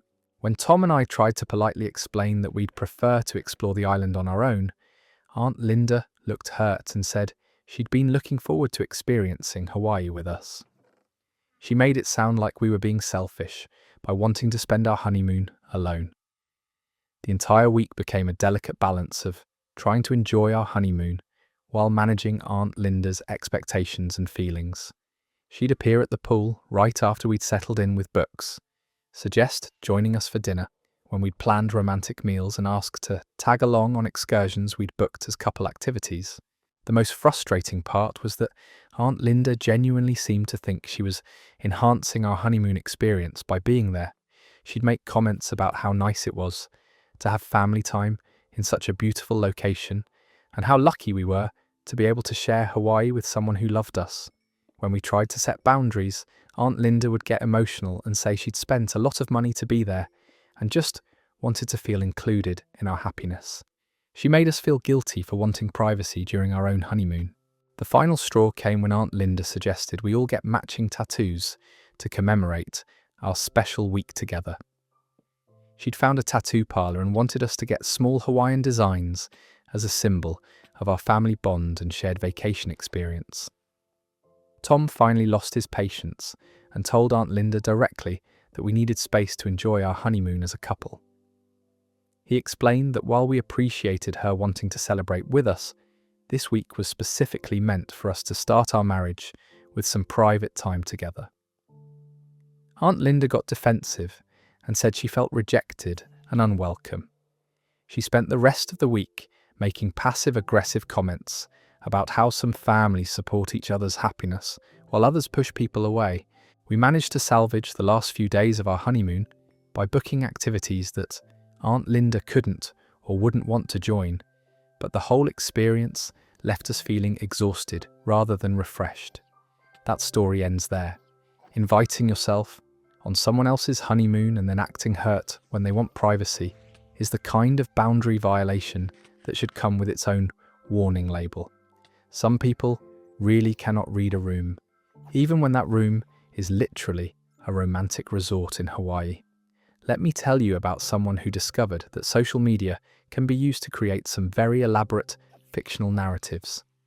My friend about studying abroad. I'm Cole, and I didn't figure this out until after she'd been overseas for an entire semester. My friend Hayley and I have known each other since freshman year of college. We're both juniors now, and she'd been talking about studying abroad in Italy since we first met. She was an art history major and had been planning this semester in Florence for over a year. Hayley had done all the paperwork, applied for the program, talked constantly about how excited she was to experience European culture, and even started taking Italian lessons to prepare. She'd shown me brochures about the program and talked about specific classes she was planning to take at the university in Florence. When the semester started, Hayley left for what everyone thought was her study abroad program. She posted pictures from the airport, shared photos of her plane ticket, and even did a live video from what looked like the departure gate, talking about how nervous and excited she was. Over the next few months, Hayley's Instagram became this amazing documentation of her Italian adventure. She posted photos of famous landmarks, authentic Italian food, beautiful Renaissance art, and picturesque streets that looked exactly like what you'd expect from Florence.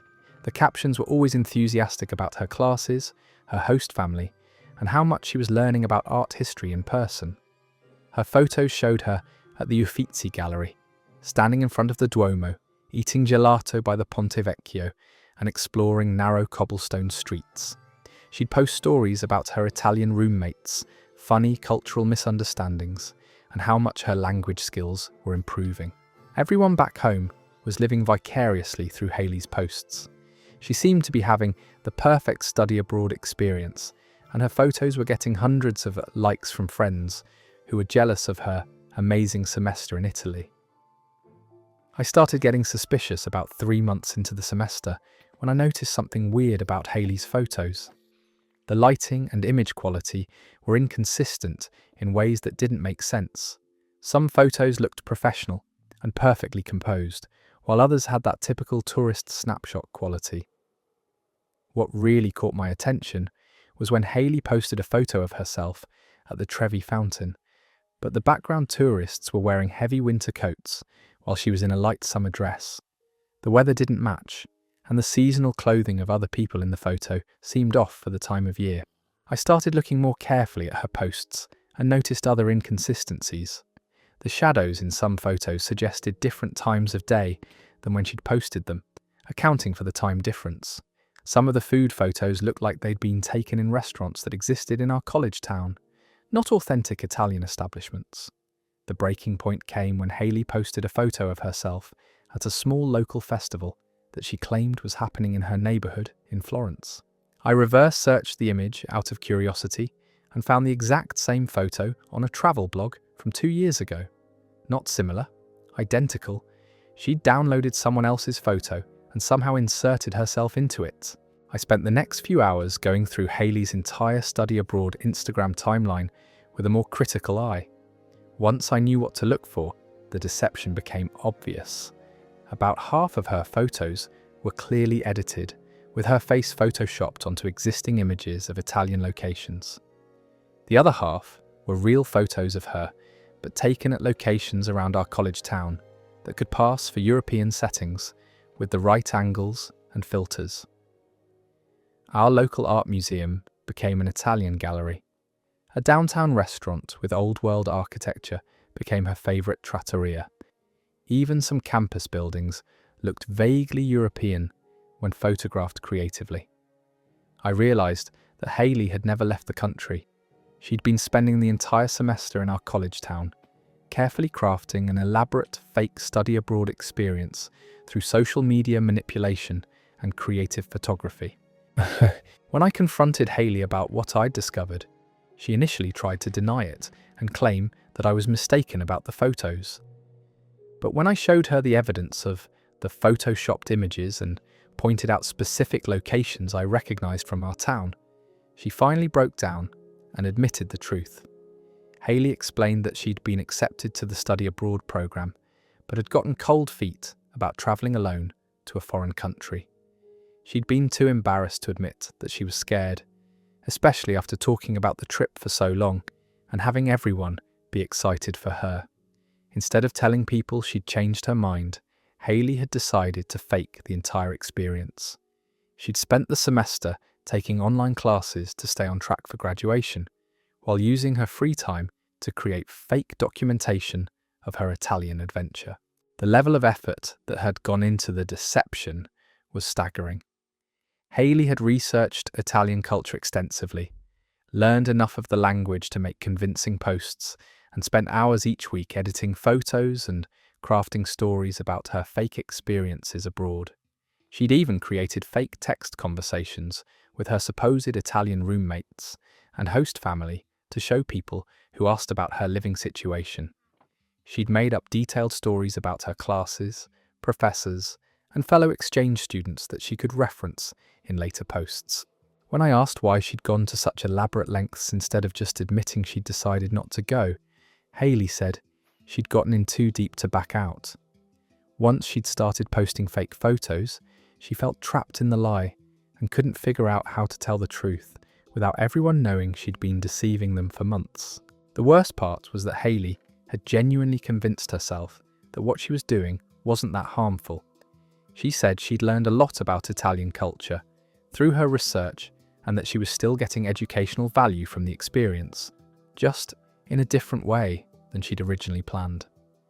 When the semester ended and Hayley was supposed to return from Italy, she had to stage an elaborate homecoming. She posted photos from the airport again, talked about how sad she was to leave Florence, and shared emotional posts about missing her Italian friends and host family. Hayley never told anyone else the truth about her fake study abroad experience. As far as our mutual friends know, she had an amazing semester in Italy and came back with incredible stories and cultural knowledge. Only I know that she spent 4 months creating an entirely fictional international experience.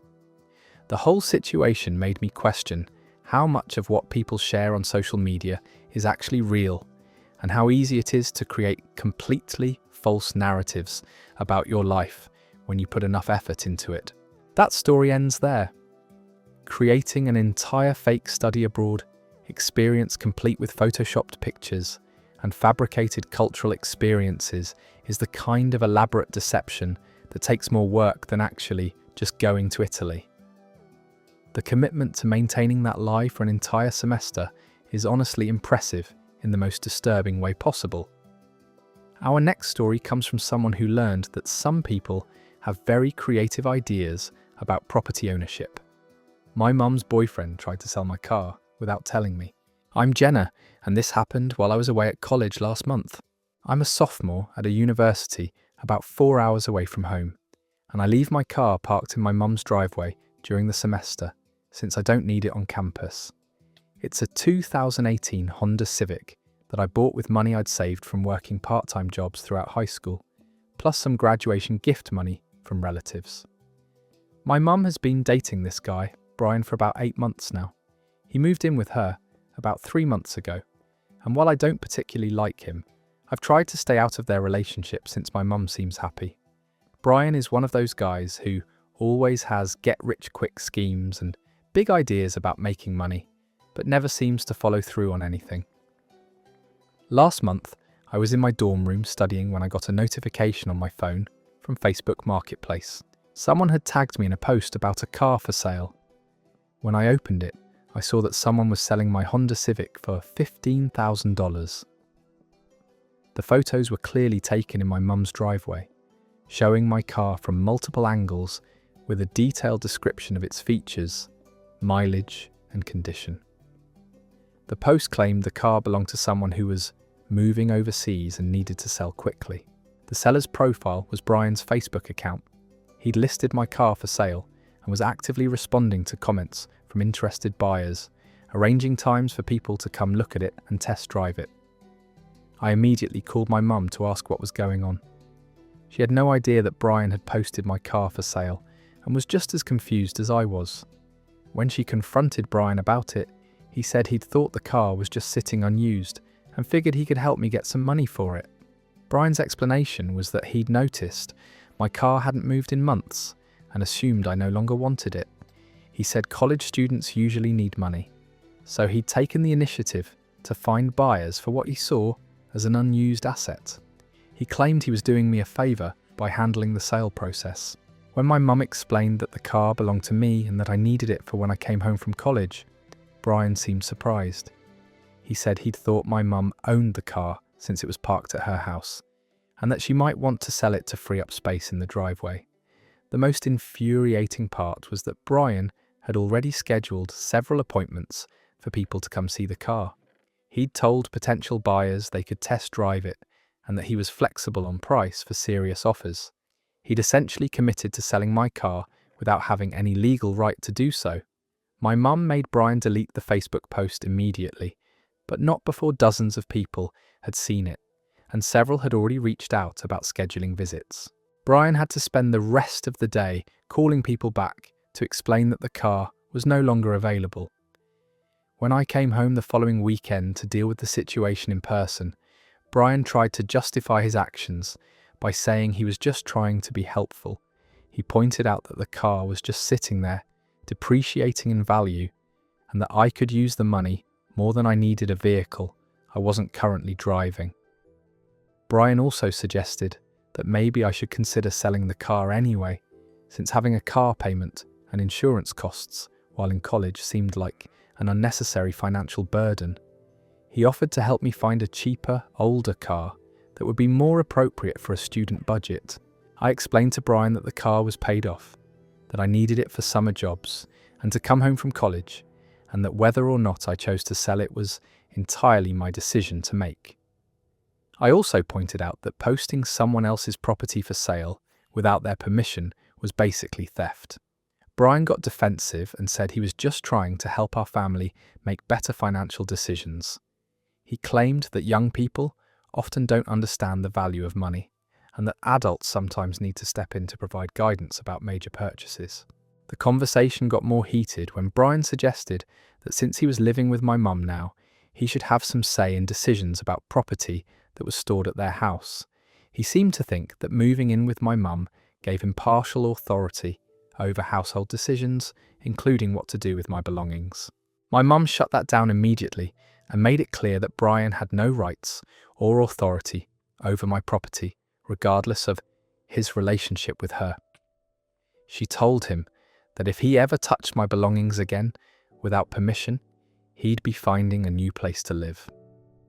Brian eventually apologised, but it felt more like he was sorry he'd gotten caught than sorry he'd overstepped boundaries.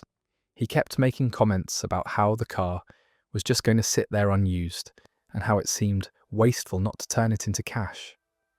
The whole experience made me realise that Brian saw my mum's house as his own property now, and that he felt entitled to make decisions about anything he found there. It also made me uncomfortable about leaving my belongings at my mum's house while he was living there. I ended up moving my car to a friend's parents' house for the rest of the semester, just to make sure Brian couldn't access it. The fact that I had to protect my own property from my mum's boyfriend was frustrating and created tension in our family dynamic. That story ends there. Deciding to sell someone else's car because it's just sitting there and then acting like you're doing them a favour is the kind of logic that belongs in a different reality. The fact that he thought moving in with someone's mum gave him authority over their adult child's property shows a level of entitlement that's genuinely concerning. Our next story comes from someone whose cousin decided to get creative with modern technology and dating apps. My cousin used my phone number on a dating app. I'm Ryan, and I discovered this in the most awkward way possible about 3 weeks ago. I started getting random text messages from people I'd never met, all asking about dates or wanting to continue conversations we'd apparently started on some dating app. At first, I thought it was just spam or wrong numbers, so I'd politely respond that they had the wrong person. But the messages kept coming.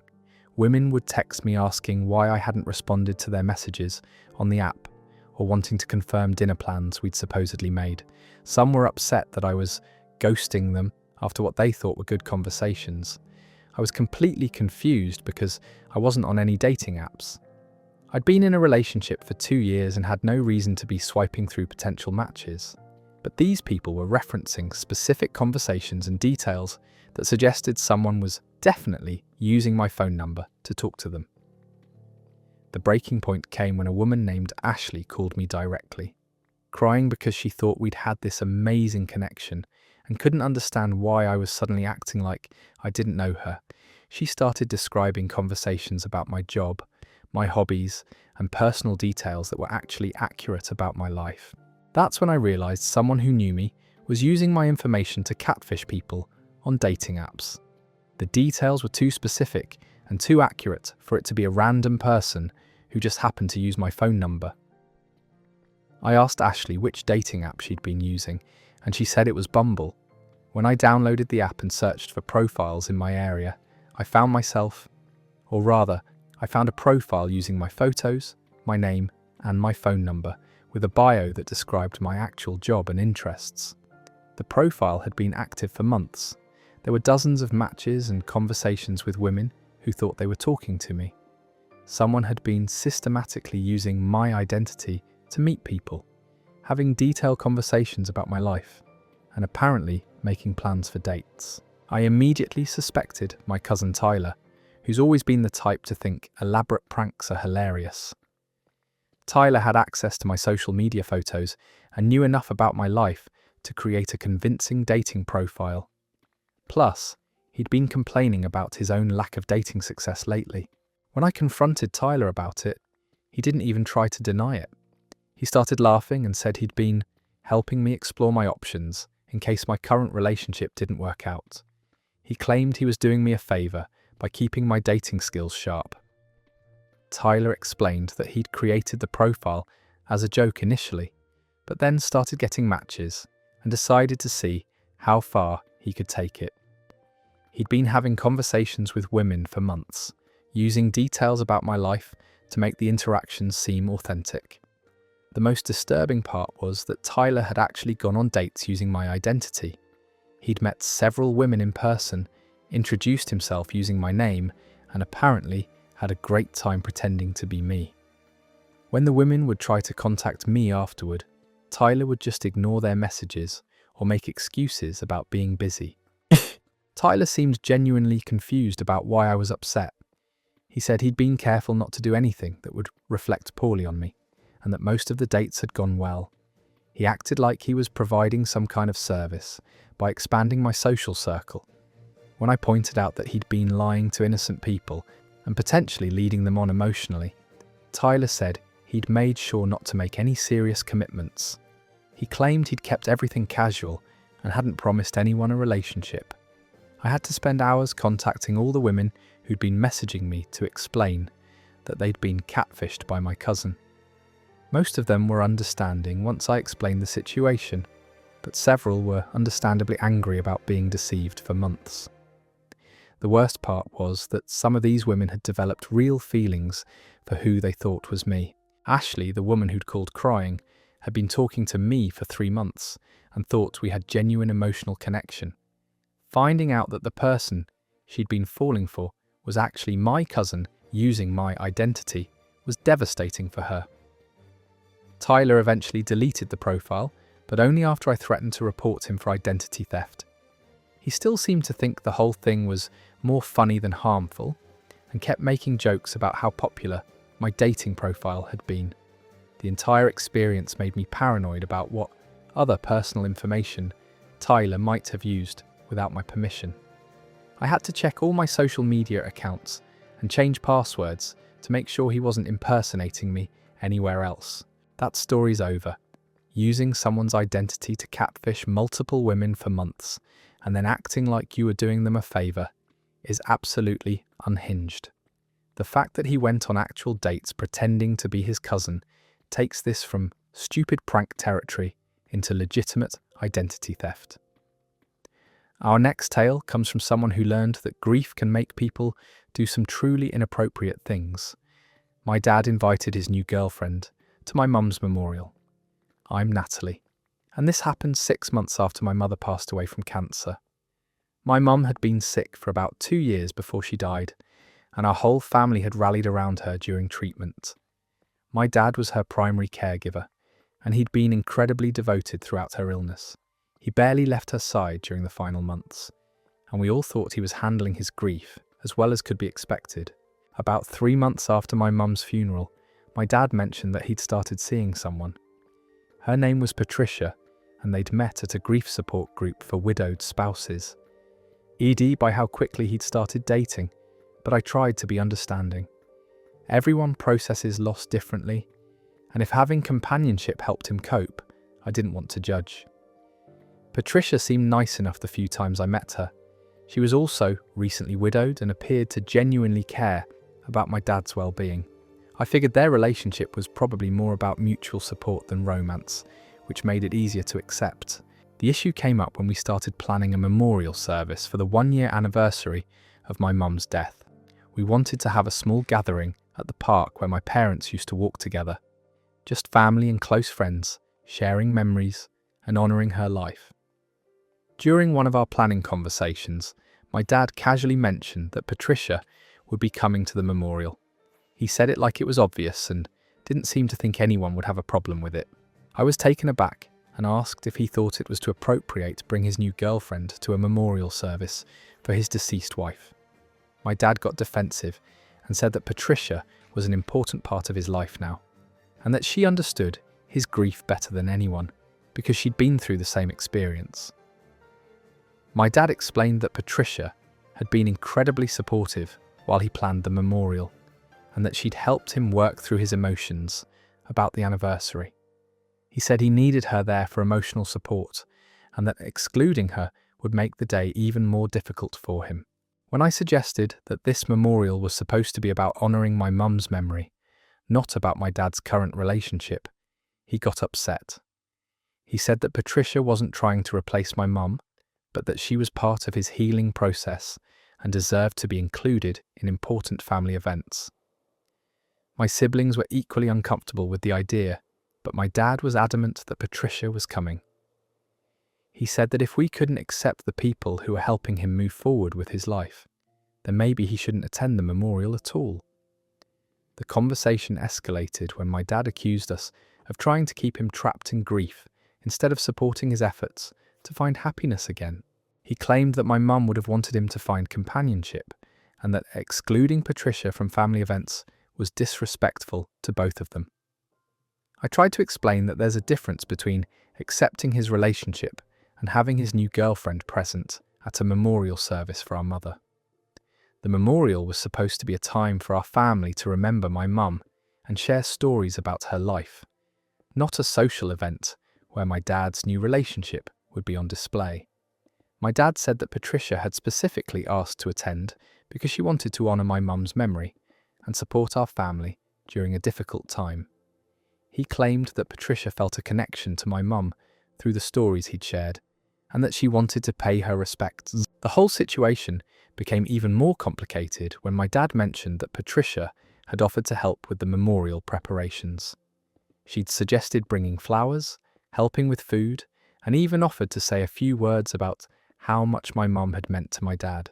I couldn't believe that my dad thought it was appropriate for his new girlfriend to speak at his deceased wife's memorial service. The idea of Patricia talking about my mum, whom she'd never met, felt like a complete violation of what the day was supposed to represent. The argument reached a breaking point when my dad said that if we couldn't welcome Patricia as part of the family, then we were being selfish and living in the past. He accused us of trying to control his grieving process and preventing him from moving forward with his life. My siblings and I eventually agreed that Patricia could attend the memorial, but only as a quiet observer. We made it clear that she wouldn't be participating in any of the activities or speaking during the service. My dad reluctantly agreed to these conditions, but he was clearly unhappy about the restrictions. The memorial itself was incredibly awkward. Patricia sat slightly family group apart from our, but her presence was impossible to ignore. Every time someone shared a memory about my mum, I found myself glancing at Patricia and wondering what she was thinking about these stories of another woman's life. The worst part was watching my dad constantly checking on Patricia throughout the service, making sure she was comfortable and included, despite our agreement that she would just observe. It felt a tension was divided like his between honouring my mum's memory and managing his girlfriend's experience at the event. After the service, Patricia approached me and said she hoped I understood that she only wanted to support my dad during a difficult time. She claimed she had no intention of trying to replace my mum or intrude on family memories, but her very presence at the memorial had already done exactly that. That story's over. Bringing your new girlfriend to your deceased wife's memorial service and then getting angry when your children object shows a level of tone deafness that's honestly shocking. Some moments are sacred to the people who are actually grieving, and forcing someone new into that space is just cruel. Our next story involves someone whose boss had some very unusual ideas about work-life balance. My boss asked me to babysit his kids during my lunch break. I'm Ethan, and this request came completely out of nowhere during what I thought was a normal work day. I work as a junior accountant at a small firm downtown. My boss, Mr. Henderson, has always been pretty demanding, but usually within reasonable professional boundaries. He expects long hours during tax season and can be particular about deadlines, but I've never had any issues with inappropriate requests. Last Tuesday, Mr. Henderson called me into his office around 11:30 a.m. and said he needed to discuss something important with me. I figured it was about a client project or maybe feedback on some reports I'd submitted. Instead, he asked if I had plans for lunch. I told him I usually just eat at my desk or grab something quick from the deli across the street. That's when Mr. Henderson explained that his wife had a medical appointment and their usual babysitter had cancelled last minute. He wondered if I'd be willing to watch his two kids, ages 6 and 9, during my lunch hour. I was so surprised by the request that I didn't know how to respond immediately. Mr. Henderson continued explaining that his kids were well behaved and would mostly just eat lunch and maybe watch a movie. He said it would only be for about an hour and a half and that he'd really appreciate the help. When I hesitated, Mr. Henderson added that this would be a great opportunity to show initiative and team spirit. He said that successful employees are always willing to go above and beyond for their colleagues and that helping with family emergencies demonstrated real loyalty to the company. The way he feel like a request and more like a testament, it made it sound less of my commitment to the job. I was still relatively new to the company and didn't want to seem uncooperative, so I agreed to watch his kids during lunch. Mr. Henderson seemed relieved and said he'd bring the children to the office around noon. He assured me they'd bring their own lunch and entertainment, and that I shouldn't have to do much beyond making sure they stayed safe and quiet. When Mr. Henderson returned with his kids, he set them up in the conference room with tablets and sandwiches. The kids were polite and seemed used to spending time in quiet environments, so I figured this wouldn't be too difficult. What Mr. Henderson hadn't mentioned was that his wife's appointment was going to run longer than expected. What was supposed to be an hour and a half turned into almost 3 hours. I spent my lunch break most of my entire afternoon managing 2 children while trying to get work done. The kids were generally well behaved, but they still needed attention. The younger one spilled juice on some important documents. The older one got bored with his tablet and wanted to explore the office, and I found myself constantly monitoring them instead of focusing on my actual job responsibilities. When Mr. Henderson finally returned, he thanked me profusely and said I'd really saved the day. He mentioned that his wife's appointment had been more complicated than expected, but that he was grateful to have an employee he could count on in emergencies. I thought this was a one-time situation, but the following week Mr. Henderson asked if I could watch his kids again during lunch. This time, his wife had a work meeting that conflicted with the kids' early dismissal from school. He said he'd been so impressed with how well I'd handled the previous babysitting session that he knew I was the right person for the job. When I tried to explain that watching his children wasn't really part of my job description, Mr. Henderson said that flexibility and willingness to help with various tasks were essential qualities for advancement in the company. He implied that employees who were only willing to do the bare minimum wouldn't be considered for promotions or raises. The babysitting requests became increasingly frequent. Mr. Henderson would ask me to watch his kids during lunch break school, and even on after occasional weekends when he and his wife had social frame commitments. Each time, he it as a favour that demonstrated my value to the company. What made it worse was that Mr. Henderson never offered to pay me extra for babysitting his children. He seemed to consider childcare part of my regular job duties, even though it had nothing to do with accounting and took time away from my actual work responsibilities. The situation reached a breaking point when Mr. Henderson asked if I could watch his kids for an entire Saturday while he and his wife attended a wedding. He said that regular babysitters were expensive and that he trusted me more than strangers with his children. When I declined the weekend babysitting request, Mr. Henderson seemed genuinely surprised and disappointed. He said he'd thought I understood the importance of building strong working relationships and supporting team members during personal challenges. I finally had to be direct about the fact that babysitting his children was not part of my job responsibilities and that I needed to maintain boundaries between my professional duties and personal favours. Mr. Henderson listened but seemed frustrated by what he called my lack of flexibility. Since that conversation, Mr. Henderson has been noticeably cooler toward me at work. He no longer asks me to babysit, but he's also stopped including me in certain projects and hasn't mentioned anything about career advancement opportunities. The whole experience taught me that some employers will push boundaries as far as employees allow them to, and that saying yes to inappropriate requests often leads to more inappropriate requests rather than professional recognition. That story is over. Expecting your employee to provide free childcare during their lunch break and then acting like it's a professional development opportunity is genuinely deranged. The fact that he kept attending to Escal weekend babysitting shows he really thought he'd found his personal nanny. Let me tell you about someone whose friend took method acting to a disturbing new level. My friend made a fake pregnancy to get her ex back. I'm Lila, and I watched this elaborate deception unfold over 3 months. My friend Vanessa had been dating this guy, Connor, for about 2 years before they broke up last spring. The breakup was pretty messy from what I could tell. Connor said he wasn't ready for the level of commitment Vanessa wanted, and she didn't take the rejection well. For the first few weeks after the breakup, Vanessa seemed to be handling things normally.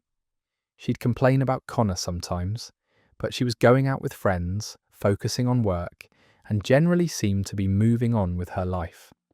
That changed when Vanessa saw Connor's social media posts from a weekend trip with some new girl he'd apparently started seeing.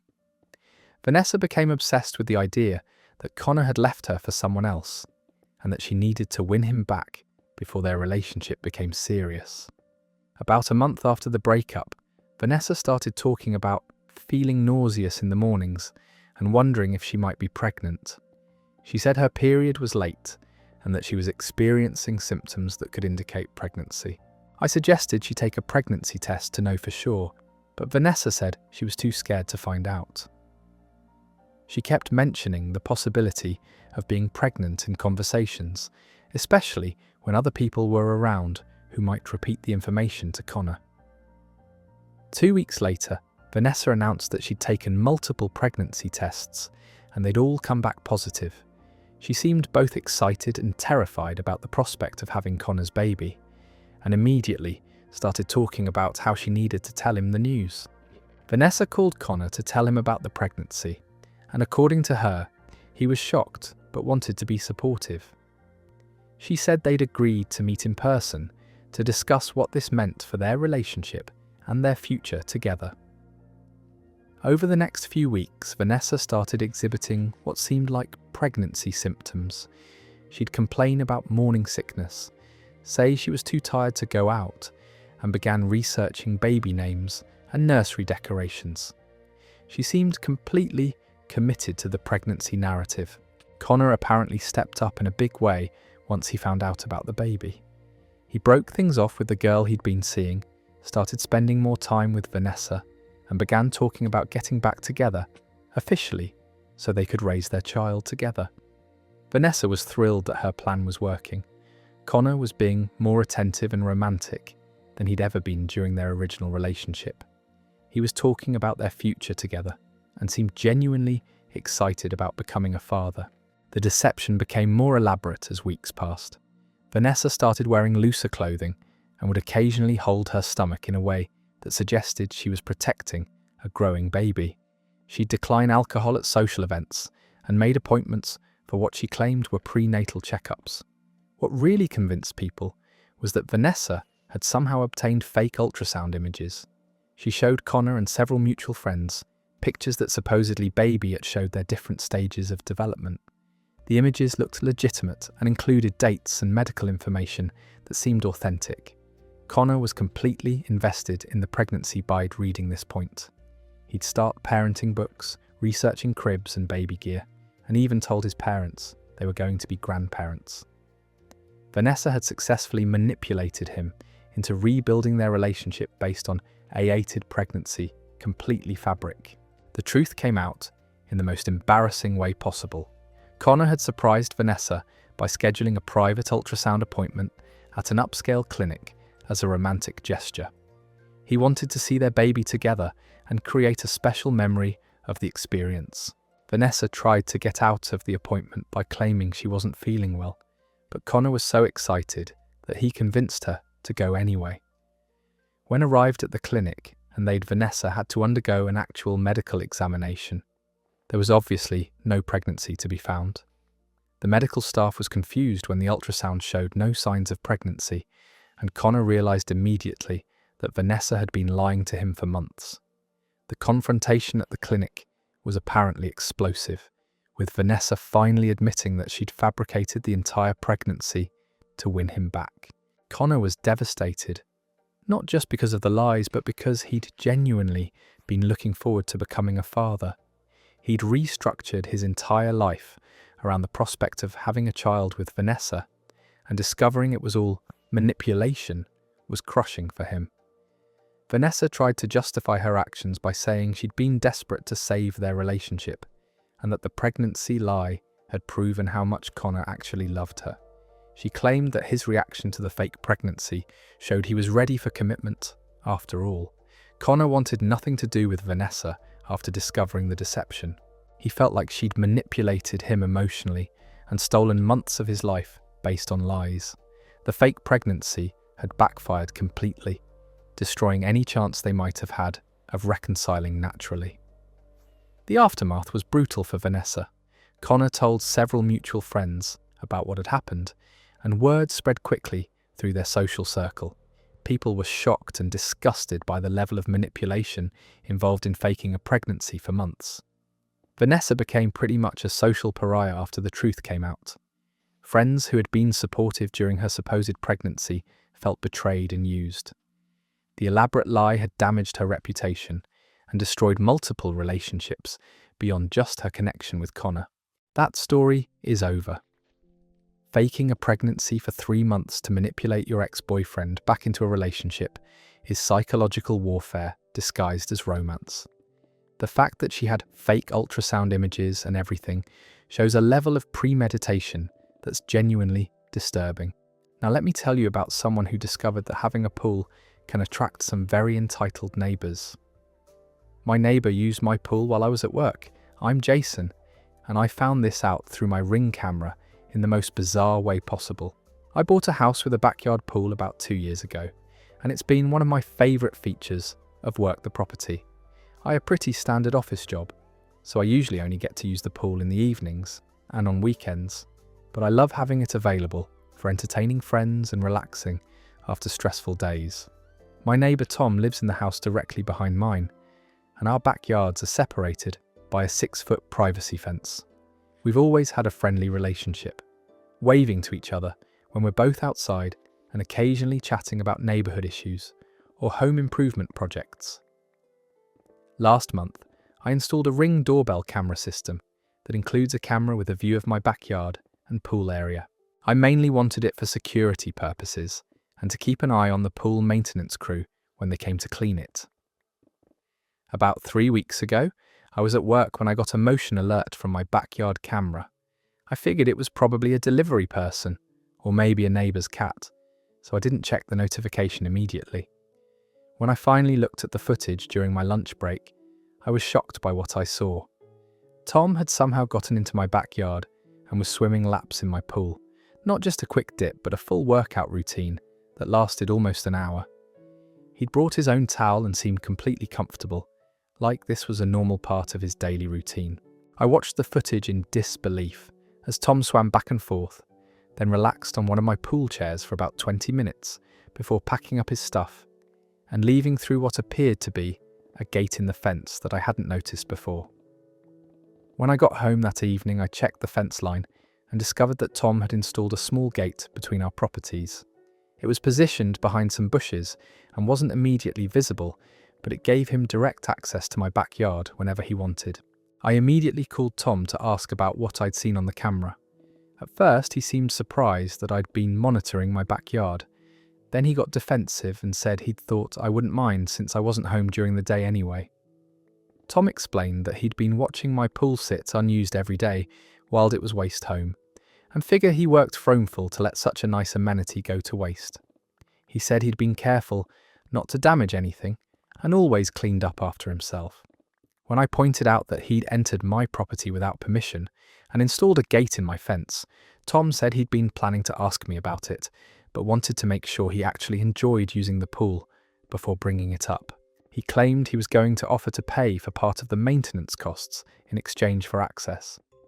Tom's attitude was that he was actually doing me a favour by using the pool regularly, since it prevented the water from getting stagnant and kept the equipment running properly. He seemed genuinely confused about why I was upset about what he saw as a mutually beneficial arrangement. I told Tom that he needed to stop using my pool immediately and that he couldn't just install gates in my fence without asking permission. Tom said he understood, but seemed disappointed that I wasn't willing to work out some kind of pool sharing agreement. Over the next few days, I continued getting motion alerts from my backyard camera. Tom was still using my pool, apparently hoping I wouldn't notice or would change my mind about the arrangement. Each time he'd swim for about an hour and then leave through his unauthorized gate. I had to call Tom multiple times to remind him that he wasn't allowed to use my pool, but he kept making excuses. He said he'd forgotten about our conversation, or that he'd already been in the pool when I called, so he figured he might as well finish his swim. The situation escalated when I came home early from work one day and found Tom floating in my pool with a beer, completely relaxed like he owned the place. When he saw me, he waved cheerfully and offered to share his drink. I told Tom directly that if he used my pool again without permission, I'd have to call the police for trespassing. Tom seemed hurt by the threat and said he'd thought we were friends who could work out a reasonable compromise about sharing resources. Tom finally stopped using my pool, but he also removed the gate he'd installed and became noticeably cold toward me. He stopped waving when we saw each other outside and seemed to think I was being unreasonable for not wanting to share my pool with him. The most frustrating part was that Tom apparently told other neighbours about the situation, and some of them seemed to think I was being selfish for not letting him use an amenity that was just sitting there most of the time. I've since installed additional security measures around my pool area and made sure my property boundaries are clearly marked. The whole experience taught me that some people genuinely believe that unused resources should be available for community use, regardless of who actually owns them. That story's over. Installing a secret gate in someone's fence so you can use their pool without permission is next-level entitlement. The fact that he thought he was doing his neighbour a favour by trespassing daily shows a level of self-justification that's honestly impressive in its complete disconnection from reality. Our next story comes from someone whose sister decided to take credit for experiences she never actually had. My sister stole my vacation photos and pretended she went too. I'm Madison, and I discovered this elaborate deception about 2 months after returning from what I thought was my private trip to Europe. I'd saved up for over a year to take a solo backpacking trip through Italy, France, and Spain. It was something I'd been dreaming about since college, and I'd finally managed to save enough money and vacation time to make it happen. The trip was incredible, and I took hundreds of photos documenting every museum, landmark, and tiny cafe I visited. When I got back home, I shared some of my favourite photos on social media and with family members. My sister Brooke seemed genuinely interested in hearing about my adventures and kept asking to see more pictures from different parts of the trip. Brooke had always been a bit competitive about travel and experiences. She'd often make comments about wanting to visit the same places I'd been, or mention how she was planning her own international trips that never seemed to materialise due to budget constraints. About 6 weeks after I returned, I started getting comments from mutual friends asking about the amazing European adventure Brooke had apparently just taken. People were congratulating her on social media and asking for travel recommendations based on her recent trip. I was confused because I knew Brooke hadn't travelled anywhere recently. She'd been working her regular job and hadn't mentioned any vacation plans. When I asked her about it, she brushed off my questions and said people were probably just confused about some old photos she'd posted. That weekend, I decided to look at Brooke's Instagram more carefully. What I found was shocking. She'd posted an entire European vacation timeline using my photos, but with herself digitally inserted into each image. Every single picture I'd taken had been edited to replace me with Brooke. The editing was surprisingly sophisticated. Brooke had somehow managed to superimpose herself into photos of me standing in front of the Colosseum, walking through Parisian streets and eating gelato in Barcelona. She'd maintained all the backgrounds and lighting while seamlessly replacing my face and body with her own. But it wasn't just the photos that had been stolen.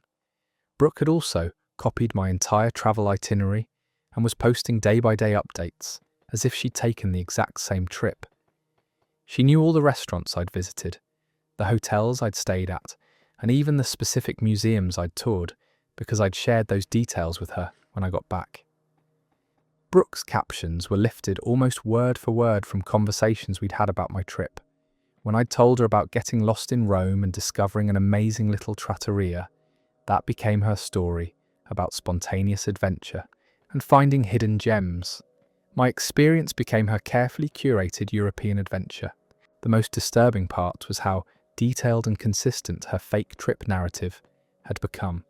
Brooke was responding to comments from friends with specific information about Italian train schedules, French wine regions, and Spanish architecture. She clearly researched every location extensively to make her stolen vacation seem authentic. When I confronted Brooke about using my photos and pretending she'd taken my trip, she initially denied it. She claimed the photos were from her own European vacation and that any similarity to my trip was just coincidence. She seemed genuinely indignant that I would accuse her of lying. I had to show Brooke the original metadata from my photos and point out specific details that proved the images were mine. Only then did she admit that she'd borrowed some of my pictures, but she claimed she'd just used them for inspiration while planning her own trip. Brooke's explanation kept changing as I pressed for more details. First, she said she'd taken a similar trip, but lost her own photos and used mine temporarily. Then she claimed she'd been on the same itinerary, but just hadn't taken as many good pictures. Finally, she admitted she'd never left the country. According to Brooke, she'd become so depressed watching everyone else's travel photos on social media that she'd decided to create her own European adventure using my images. She said it started as just posting 1 or 2 pictures to make herself feel better, but then people responded so positively that she kept going. Brooke seemed to think her elaborate deception was justified because she was living vicariously through my experiences, and that social media was mostly fake anyway. She claimed that everyone edited their photos and exaggerated their experiences, so she was just doing what everyone else did. When I pointed out that there's a difference between editing photos and completely fabricating an entire international trip, Brooke got defensive. She said I was being selfish for not wanting to share my travel experiences with family, and that she'd made the photos better with her editing skills. The situation became more complicated when mutual friends started asking me about discrepancies between Brooke's trip photos and the stories I'd told them about my own vacation. Some people were confused about why we'd apparently taken identical trips, while others were beginning to suspect that something wasn't right. I ended up having to post my original, unedited photos with timestamps to prove that I'd actually taken the trip. It was embarrassing to have to defend the authenticity of my own vacation, but Brooke's deception had created so much confusion that I felt like I had no choice. Brooke eventually deleted all the fake European vacation posts, but not before screenshots had been taken and shared among our friend group. The whole incident damaged her reputation and created lasting tension in our family relationships. The experience taught me to be much more careful about sharing detailed travel information and photos with family members. It also made me realize how easy it is for people to create completely false narratives about their lives using other people's experiences and digital editing tools. That story is over. Stealing your sister's entire European vacation and photoshopping yourself into every single photo is identity theft with a creative twist. The level of research and editing required to pull this off for weeks shows dedication that could have been used to actually plan a real trip. Our next story involves someone whose ex-boyfriend had some very peculiar ideas about maintaining contact after a breakup. My ex left a gift on my porch every month for a year. I'm Noah, and what started as seemingly romantic gestures quickly descended into something much more unsettling. My ex-girlfriend Chelsea and I dated for about 18 months before breaking up last year. The breakup wasn't particularly dramatic. We'd just grown apart and realised we wanted different things in our lives. I thought we'd ended things on decent terms, with both of us agreeing that we were better as friends than as romantic partners. About 2 weeks after the breakup, I found a small gift bag on my front porch with no note or explanation. Inside was a coffee mug from the cafe where Chelsea and I had our first date, along with a packet of my favourite coffee beans. It seemed like a sweet gesture, so I texted Chelsea to thank her for the thoughtful gift. Chelsea responded that she was glad I liked it and that she'd been thinking about our good memories together. I figured it was her way of maintaining a friendly connection after the breakup, which seemed healthy and mature. A month later, another gift appeared on my porch. This time, it was a book I'd mentioned wanting to read, wrapped carefully with a ribbon, but again with no note. I texted Chelsea again, and she said she'd seen the book in a store and remembered my interest in it. The monthly gifts continued for the rest of the year. Each one was related to something we'd discussed during our relationship or connected to a memory we'd shared. A playlist CD of songs we'd listened to together, a small plant for my apartment, a framed photo of a sunset from a trip we'd taken. At first I found the gifts thoughtful and appreciated that Chelsea was making an effort to maintain our friendship. The items were always things I actually wanted or could use, and they showed that she'd been paying attention during our relationship. But as the months went on, the gift started feeling more intrusive than thoughtful. Chelsea was clearly keeping detailed mental notes about my preferences and interests, and the regular deliveries made it feel like she was still trying to be present in my daily life despite our breakup. The gifts also became increasingly personal and specific. A book by an author I'd mentioned in passing months earlier, a specialty hot sauce from a restaurant we'd visited once, items that required extensive memory of conversations we'd had and places we'd been together. What made it stranger was that Chelsea never left notes with the gifts or tried to initiate conversations about them. When I'd text to acknowledge receiving something, she'd respond briefly and casually, as if leaving monthly gifts on an ex's porch was completely normal behaviour. By the 6th month, I started feeling uncomfortable about the pattern. The gifts were creating an expectation and reminder of Chelsea's presence in my life that made it difficult to fully move on from our relationship. Every month, I'd find myself wondering what would appear on my porch next. I tried talking to Chelsea about maybe scaling back the gift giving, explaining that while I appreciated the thoughtfulness, the regular deliveries were making it harder for both of us to adjust to being just friends. Chelsea seemed hurt by this suggestion and said she enjoyed finding things that would make me happy. The gifts continued despite my request to tone them down. If anything, they became more frequent and elaborate.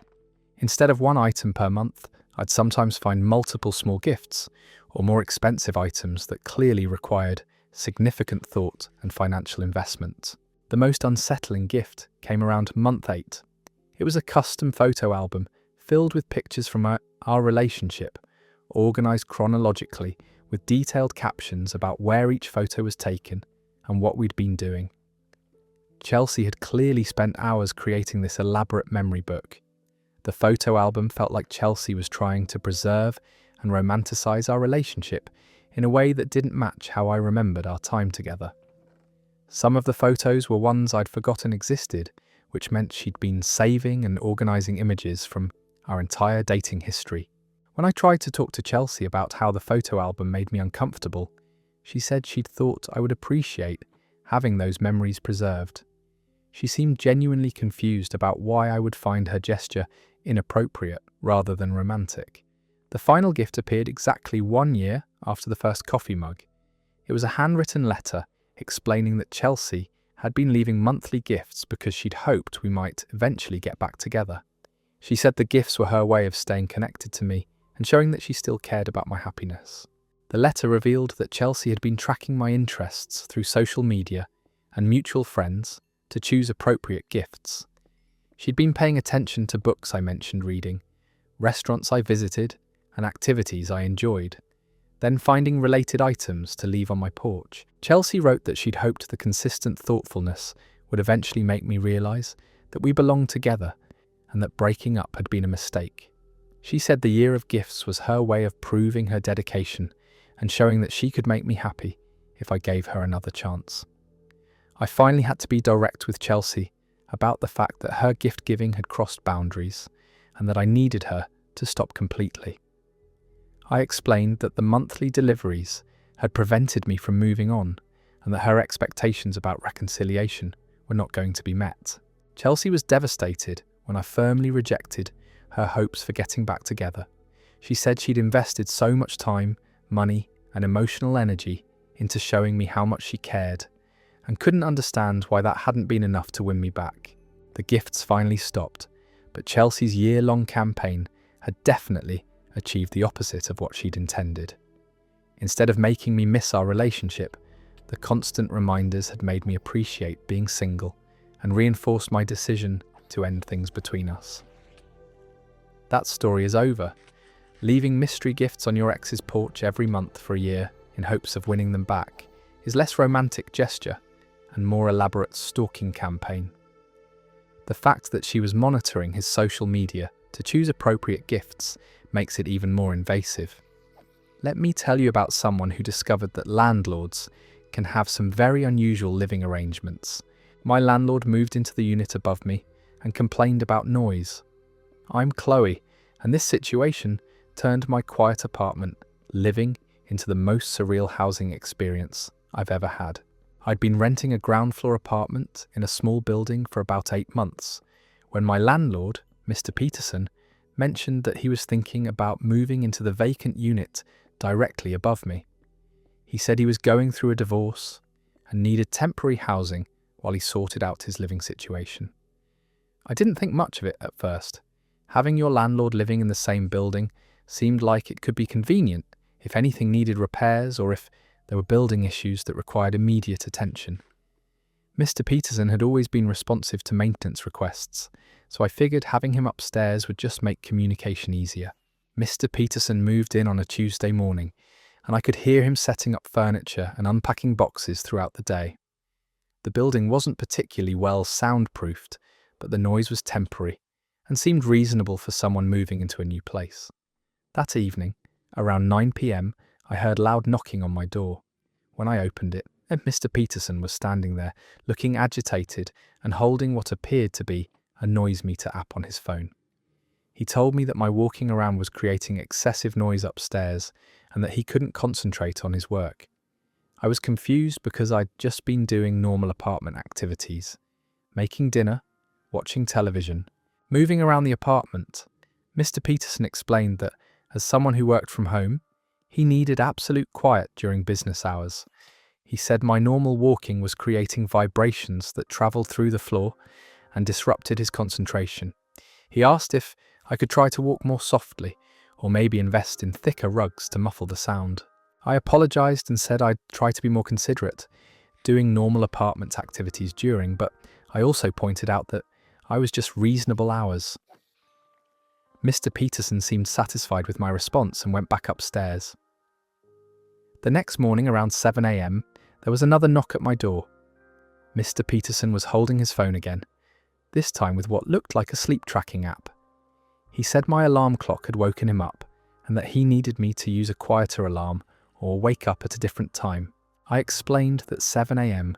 was when I needed to get up for work and that using an alarm clock was pretty standard for most people.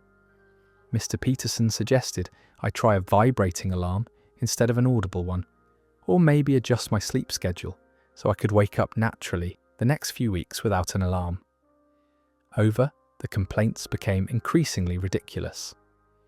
Mr. Peterson knocked on my door to complain about the sound of my coffee maker, the noise from my television at reasonable volumes, and even the sound of me opening and closing my refrigerator door.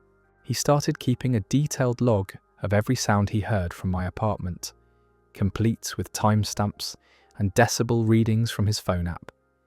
He'd present this information to me as evidence that I was violating what he called reasonable, quiet enjoyment standards. The most absurd complaint came when Mr. Peterson asked me to stop using my bathroom during certain hours because the sound of running water was disturbing his meditation practice. He suggested I coordinate my bathroom schedule with his daily routine to minimize disruptions. When I pointed out that these were all normal apartment living sounds and that I had every right to use my own bathroom whenever I needed to, Mr. Peterson got defensive. He said that, as the landlord, he had the right to establish building policies that ensured all tenants could enjoy peaceful living conditions. The situation reached its breaking point when Mr. Peterson tried to add a quiet hours clause to my lease retroactively. He wanted me to sign an amendment requiring complete silence from 10 p.m. to 8 a.m, with additional quiet periods during his work hours from 9 a.m. to 5 p.m. I refused to sign the amendment and pointed out that he'd moved into the building knowing it wasn't soundproofed for complete silence. I also mentioned that maybe living directly above another tenant wasn't the best choice for someone who needed absolute quiet for work. Mr. Peterson threatened to evict me for violating noise policies, but when I researched tenant rights in our state, I discovered that normal living sounds are legally protected activities that can't be restricted by landlords. I informed Mr. Peterson of this and suggested he might want to consider moving to a single-family home instead. Eventually, Mr. Peterson moved out of the upstairs unit after about 3 months. He said he'd found a more suitable living situation, but not before leaving me a detailed letter about how my inconsiderate lifestyle had made his temporary housing situation unbearable. That story is over. Moving in above your own tenant and then complaining about the sound of them existing in their apartment is landlord behaviour that defies all logic. The man literally tried to regulate when someone could use their own bathroom, then acted shocked when basic human activities created noise. Our next story comes from someone who discovered that workplace drama can get incredibly petty when people have too much time on their hands. My co-worker tried to blackmail me with a private conversation. I'm Kevin, and this happened about 3 weeks ago during what should have been a normal day at the office. I work in customer service at a mid-sized tech company, And most of my interactions with co-workers are pretty casual and professional. We have the usual office dynamics and occasional gossip, but nothing that's ever escalated into serious drama or conflict. My co-worker Amanda sits 2 desks away from me, and we've always had a friendly, but not particularly close, working relationship. We chat about weekend plans, share memes occasionally, and help each other with difficult customer cases when needed. About 4 months ago, Amanda was going through a rough patch with her boyfriend. She'd mentioned during lunch conversations that they were having problems, and she seemed genuinely stressed about whether their relationship was going to work out. I tried to be supportive without getting too involved in her personal business. One evening, after a particularly stressful day at work, Amanda sent me a direct message on our company's internal chat system. She said she was feeling overwhelmed and needed someone to talk to about her relationship issues. Since we were both still logged in working late, I figured it was harmless to offer some friendly advice. The conversation went on for about an hour, with Amanda sharing details about her boyfriend's behaviour and asking for my perspective on whether she should stay with him or end the relationship. I tried to be helpful while staying neutral, mostly just listening and asking clarifying questions. During the conversation, Amanda mentioned some pretty personal information about her boyfriend, including details about their financial situation, his family problems, and some issues with his job performance that were causing stress in their relationship. I didn't ask for these details, but Amanda seemed to need someone to vent to, so I listened. At the end of our chat, Amanda thanked me for being a good friend and said she felt much better after talking through her problems. She said it meant a lot to have someone at work who cared enough to listen, and I thought that would be the end of it. Amanda and her boyfriend ended up working through their issues, and things seemed to improve for her over the next few months. She stopped bringing up relationship problems during office conversations, and I assumed everything had gotten back to normal in her personal life. 3 weeks ago, Amanda applied for a promotion to team leader, a position that I had also been considering applying for. The application deadline was approaching, and I'd been putting together my materials to submit for the same role. The day before applications were due, Amanda approached my desk and asked if we could talk privately. We went to one of the small conference rooms, and Amanda pulled out her phone with our old chat conversation loaded on the screen. She said she'd been thinking about our conversation from months earlier, and that she was concerned about some of the things I'd said about relationships and personal boundaries. According to Amanda, my advice during her relationship crisis had been inappropriate and could be interpreted as unprofessional. Amanda claimed that I'd overstepped boundaries by giving personal advice during work hours using company communication systems. She said that if our conversation became public, it could reflect poorly on my professionalism and judgment, especially if I was being considered for a leadership position. Then came the blackmail attempt.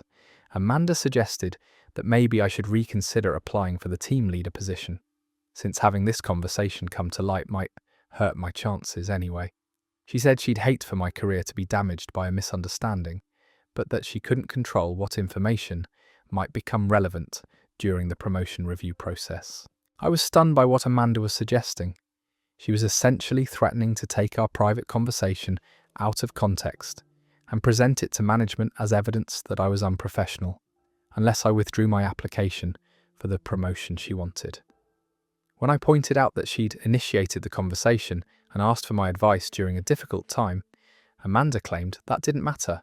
She said that, as someone seeking a leadership role, I should have redirected her to HR or employee assistance rather than engaging in personal discussions during work hours. Amanda also twisted some of my responses to make them sound inappropriate. When I'd asked clarifying questions about her relationship to better understand her situation, Amanda reframed those as me being inappropriately interested in her personal life. When I'd suggested she consider what would make her happiest, Amanda claimed I'd been encouraging her to make impulsive decisions. I realised that Amanda had been planning this for weeks, probably ever since she decided to apply for the promotion. She'd gone back through our old conversation looking for anything she could use against me, then crafted a narrative that painted me as unprofessional and boundary crossing. I told Amanda that I wasn't withdrawing my application and that if she wanted to report our conversation to management, she was welcome to do so. I pointed out that the full context of our chat would show that she'd initiated the discussion and specifically asked for advice during a personal crisis. Amanda seemed surprised that I wasn't intimidated by her threat. She'd clearly expected me to back down rather than risk having our conversation scrutinised by management. When I didn't cave to her blackmail attempt, she got flustered and started backtracking. She tried to reframe her threat as concern for my well-being, saying she was just trying to protect me from potential embarrassment. But it was too late for her to pretend this had been anything other than an attempt to eliminate competition for the promotion. I ended up reporting Amanda's blackmail attempt to HR myself, along with screenshots of our original conversation and her recent threats. HR reviewed everything and determined that Amanda had violated company policies about workplace harassment and intimidation. Amanda was written up for her behaviour and ultimately didn't get the promotion. The whole incident backfired spectacularly, since her attempt to sabotage my application ended up highlighting her own lack of integrity and poor judgment. That story is over. Trying to blackmail your coworker with a conversation they had, while trying to help you through a personal crisis, is workplace betrayal at its finest. The fact that she spent weeks planning this scheme shows a level of calculated manipulation that probably disqualified her from any leadership role anyway. Our next story involves someone who discovered that roommate situations can hide some very expensive secrets. My roommate's boyfriend secretly lived with us. I'm Rachel, and I didn't figure this out until our utility bills had mysteriously doubled for 3 straight months. I'd been sharing a 2-bedroom apartment with my roommate Stephanie for about 8 months, and our living arrangement had been working out pretty well. We split rent and utilities evenly, kept common areas clean, and generally respected each other's space and schedules. Stephanie had been dating this guy, Trevor, for most of the time we'd lived together, and he seemed like a decent enough person.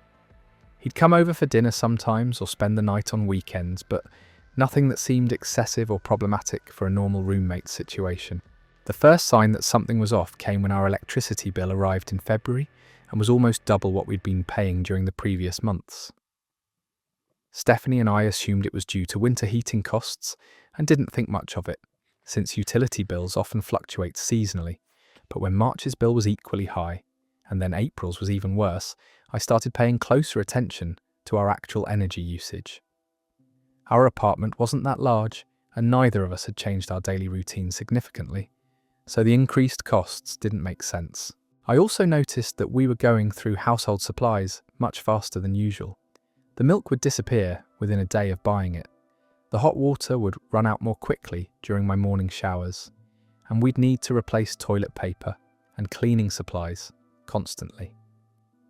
When I mentioned these observations to Stephanie, she suggested that maybe we were just using more resources as we'd gotten more comfortable in the apartment, or that seasonal changes were affecting our consumption patterns. Her explanations seemed reasonable enough that I didn't push the issue further. The truth came out in the most mundane way possible. I came home from work early one day with a migraine and just wanted to lie down in my room. As I was walking down the hallway, I heard Trevor's voice coming from Stephanie's room, which seemed normal enough since he visited regularly. But then I heard him talking to someone on the phone about his work schedule, and he mentioned that he'd be home by 6 p.m. Not that he'd be at Stephanie's place, but that he'd be home. He was talking about our apartment like it was his permanent residence. Over the next few days, I started paying more attention to Trevor's presence in our apartment. I realised that his car was parked outside every single morning when I left for work, and it was always there when I came home in the evening. His belongings had gradually accumulated in Stephanie's room and common areas until it looked like he actually lived there. When I finally asked Stephanie directly whether Trevor had moved in without telling me, she got defensive and said he was just spending more time there because his lease had ended and he was looking for a new place. She claimed it was temporary and that she hadn't thought it was worth mentioning since he wasn't officially on our lease. But when I pressed for details about when Trevor's supposed apartment search would end, Stephanie admitted that he'd actually been living with us for almost 3 months. His old lease had expired in January, and instead of finding a new place, he'd just started staying with us full time. Stephanie seemed genuinely surprised that I was upset about this arrangement. She said Trevor was quiet and clean, and that having him there didn't really affect me since he mostly stayed in her room. She couldn't understand why I was making such a big deal about what she saw as a minor change to our living situation. I pointed out that Trevor had been using our utilities, eating our shared groceries, and essentially living rent-free in an apartment that I was paying half the costs for. The doubled utility bills suddenly made perfect sense when I realised we'd actually been supporting 3 people instead of 2. Stephanie offered to start paying a larger share of the utilities to account for Trevor's usage, but she still didn't seem to grasp that the real issue was her failure to communicate about such a major change to our living arrangement. She made a unilateral decision that affected our lease, our finances, and our shared living space. When I insisted that Trevor needed to either get added to the lease officially and start paying rent, or find his own place to live, Stephanie accused me of being inflexible and unsupportive. She said that couples sometimes needed to make temporary arrangements and that good roommates should be understanding about these situations. That Stephanie seemed to think my most frustrating part was should be grateful for Trevor's presence because he occasionally helped with household tasks like taking out trash or fixing small maintenance issues. She couldn't see that these minor contributions didn't offset the fact that he'd been living there without permission or financial contribution. Trevor eventually found his own apartment after I made it clear that the current arrangement wasn't sustainable. Stephanie was cold toward me for several weeks afterward, apparently feeling like I'd forced her boyfriend out of what she'd started thinking of as their shared space. The whole experience the taught importance of having clear communication and boundaries with roommates about guests, especially when it comes to long-term stays that affect shared resources and expenses. That story is over. Having your boyfriend secretly move in while your roommate foots half the bill for his utilities and groceries is roommate fraud disguised as romance. The fact that she acted shocked when called out shows how some people can convince themselves that their convenient arrangements are actually reasonable compromises. Now let me tell you about someone whose friend made a decision that put both an innocent animal and a friendship in jeopardy. My friend left my dog at a gas station. I'm Olivia, and this happened during what was supposed to be a simple road trip last month. My dog Cooper is a 3-year-old golden retriever who's been my constant companion since I adopted him from a rescue shelter. He's well trained, friendly with people, and generally great in car rides, which is why I didn't think twice about bringing him along when my friend Madison invited me on a weekend trip to visit her college roommate in another state. Madison had met Cooper several times and seemed to like him well enough. She'd never expressed any concerns about dogs or allergies, and when I asked if it would be okay to bring him on the trip, she said it would be fine, and that her friend loved dogs too. The drive to Madison's friend's place was about 4 hours, and Cooper did great for the first half of the trip. He slept peacefully in the back seat and didn't cause any problems or distractions while Madison was driving. We stopped once for gas and to let Cooper stretch his legs, and everything seemed normal. About 2 hours into the drive, Cooper started getting a little restless, which is pretty typical for him on longer car rides. He wasn't being disruptive, just shifting positions and occasionally looking out the windows. I figured he might need another bathroom break soon. Madison started making comments about how Cooper seemed anxious and wondering if bringing him had been a good idea. I reassured her that he was just being a normal dog on a car trip and that he'd settle down once we reached our destination. When we stopped for gas at a rest area about an hour from our destination, I took Cooper out to walk around while Madison filled up the tank. Cooper did his business, had some water, and seemed much more relaxed after getting some exercise and fresh air. I buckled Cooper back into his harness in the rear seat and went inside the gas station to buy some snacks for the rest of the drive. When I came back out about 10 minutes later, Madison was already in the driver's seat with the engine running, looking impatient to get back on the road. We drove for another 40 minutes, chatting about weekend plans and catching up on work gossip. I was looking forward to introducing Cooper to Madison's friend and letting him explore a new environment for a few days. When we arrived at the destination and Madison parked the car, I turned around to get Cooper's leash and discovered that the back seat was empty. Cooper was gone. I immediately panicked and asked Madison where my dog was. She looked confused for a moment, then her face went completely pale. She said she'd thought Cooper had gotten out at the gas station and that I'd decided to leave him in the car when we got back on the road. Madison claimed she'd assumed I'd put Cooper in the trunk or that he was lying down on the floor where she couldn't see him from the rearview mirror. She said she'd been focused on driving and hadn't thought to check whether Cooper was actually in the car before we left the rest stop.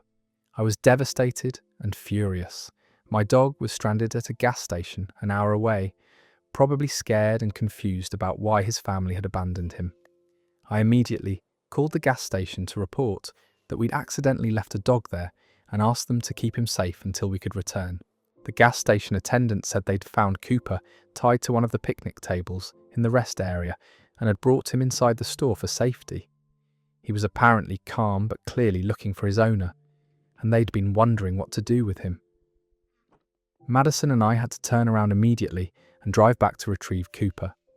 The whole time, Madison kept apologizing and saying she couldn't believe she'd made such a horrible mistake. She seemed genuinely remorseful, but I was having trouble understanding how someone could drive away without noticing that a 70-pound dog was no longer in the car. When we got back to the gas station, Cooper was sitting behind the counter with one of the employees who'd been giving him treats and water. He was excited to see me, but didn't seem traumatized by the experience, thankfully. The gas station staff had been incredibly kind and responsible about keeping him safe.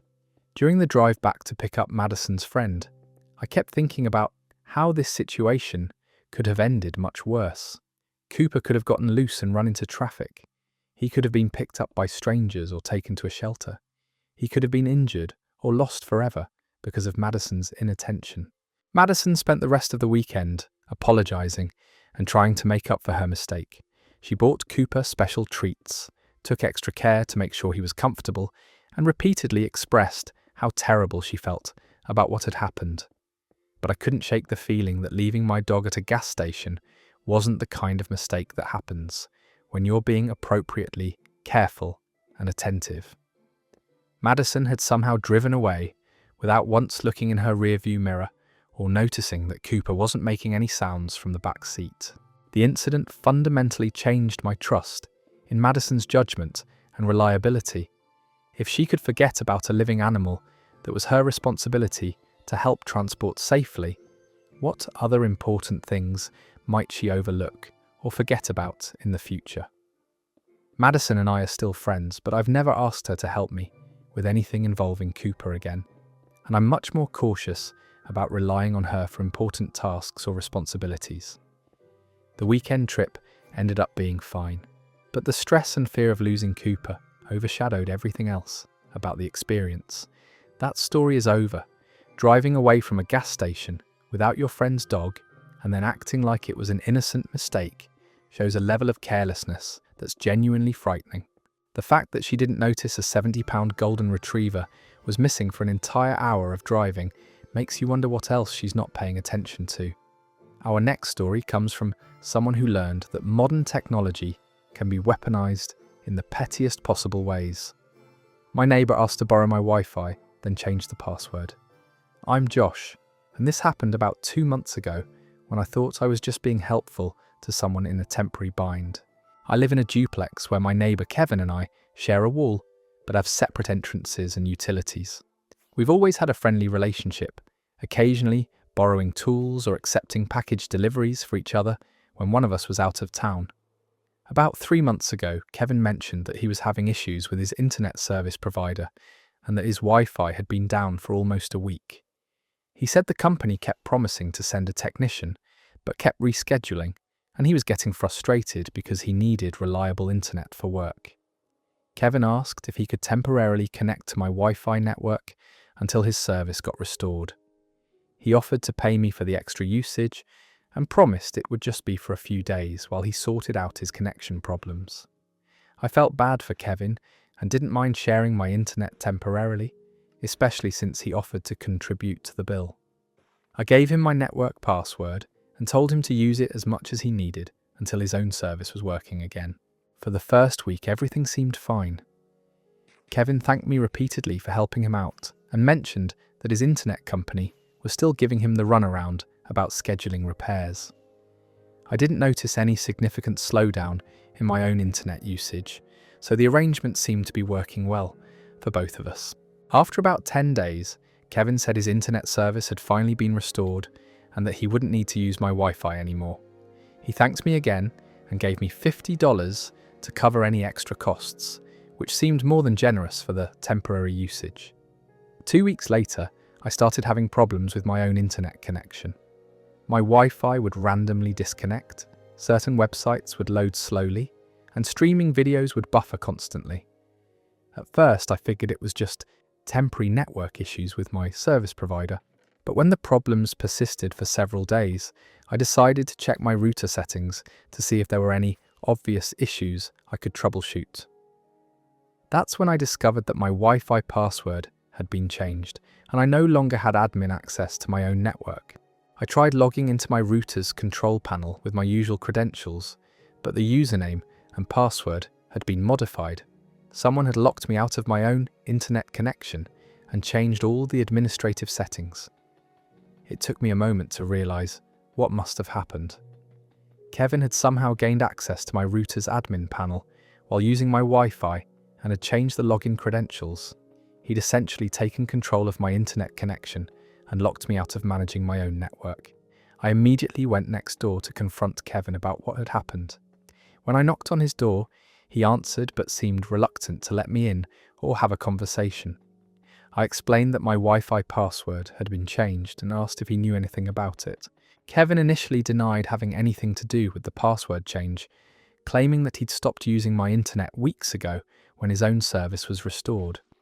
He suggested that maybe my network had been hacked by someone else, or that my router had malfunctioned.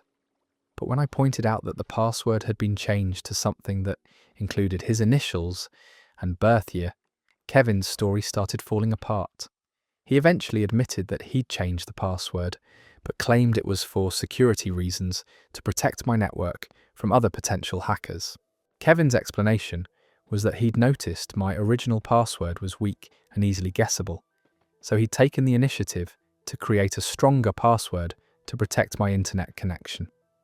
He said he'd been planning to give me the new password, but had forgotten to mention it. When I asked Kevin to give me the new password so I could access my own internet, he said he'd need to check his notes because he couldn't remember the exact combination of characters he'd used. He promised to get back to me with the information later that day. Kevin never provided the new password.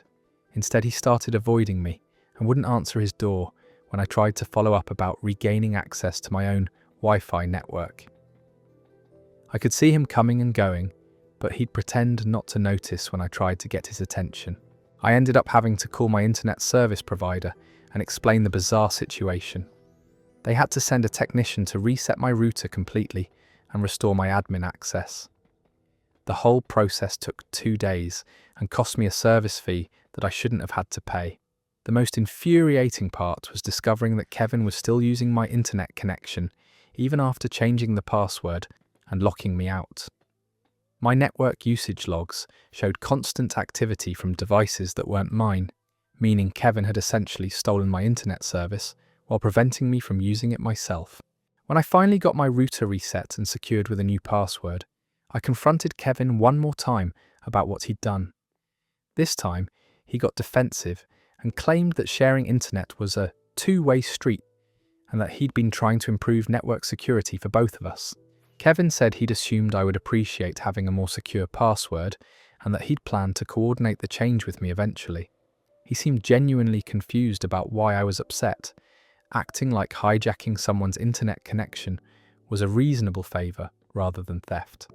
I ended up having to threaten to report Kevin for internet theft before he finally stopped trying to access my network. He moved out of the duplex about a month later probably because the situation had made our neighbour relationship completely untenable. That story is over. Asking to borrow someone's Wi-Fi and then changing the password to lock them out of their own internet is digital theft with a side of psychological warfare.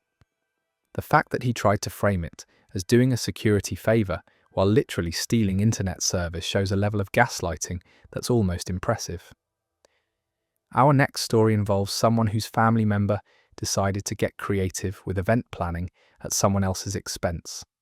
My mum's cousin tried to use my wedding venue for hers. I'm Brooke, and this happened 6 months before my wedding when I thought all the major planning details were finally settled. I'd been engaged to my fiancé Ryan for about a year and had spent months researching and booking the perfect venue for our October wedding. We'd chosen this beautiful historic mansion with gardens that specialised in intimate ceremonies, and I'd fallen in love with the property the moment we toured it. The venue wasn't cheap, but it was exactly what Ryan and I had dreamed of for our special day. We'd put down a significant deposit and signed a detailed contract outlining all the specifics of our wedding date, setup requirements, and payment schedule. About 6 months before our wedding, my mum mentioned that her cousin Patricia had recently gotten engaged and was starting to plan her own wedding. Patricia apparently lived in a different state, but had family connections in our area, so she was considering having her ceremony somewhere local. I didn't think much about Patricia's wedding planning until my mum called me in a panic one Tuesday morning. She said the venue coordinator had just contacted her, asking about changes to the wedding party size and catering preferences that she knew nothing about. When my mum called the venue to clarify what changes they were referring to, she discovered that someone had contacted them, claiming to be the bride and requesting modifications to our wedding contract. The person had provided detailed information about our booking and had even known our original guest count and menu selections. The venue coordinator explained that I had called earlier that week, saying that we needed to change our wedding date from October 15th to September 3rd due to a family emergency. The caller had also requested updates to the catering package and had asked about availability for a larger guest list. My mum immediately knew something was wrong, because I would never make major changes to our wedding without discussing it with her first. And I definitely wouldn't change our date just 6 months before the ceremony when all our guests had already made travel arrangements. When the venue coordinator described the woman who'd been making these changes, everything clicked into place. The description matched Patricia perfectly, and the new wedding date of September 3rd was exactly when Patricia had told family members she was hoping to get married. I called the venue directly to explain that I hadn't authorised any changes and that someone had been impersonating me to try to steal our wedding date and set up.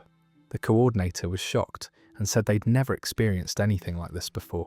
The venue staff pulled up all the communications they'd had with the imposter, and it was clear that Patricia had done extensive research about our wedding plans. She knew details about our colour scheme, our preferred florist, even the specific room layout we'd requested for the reception.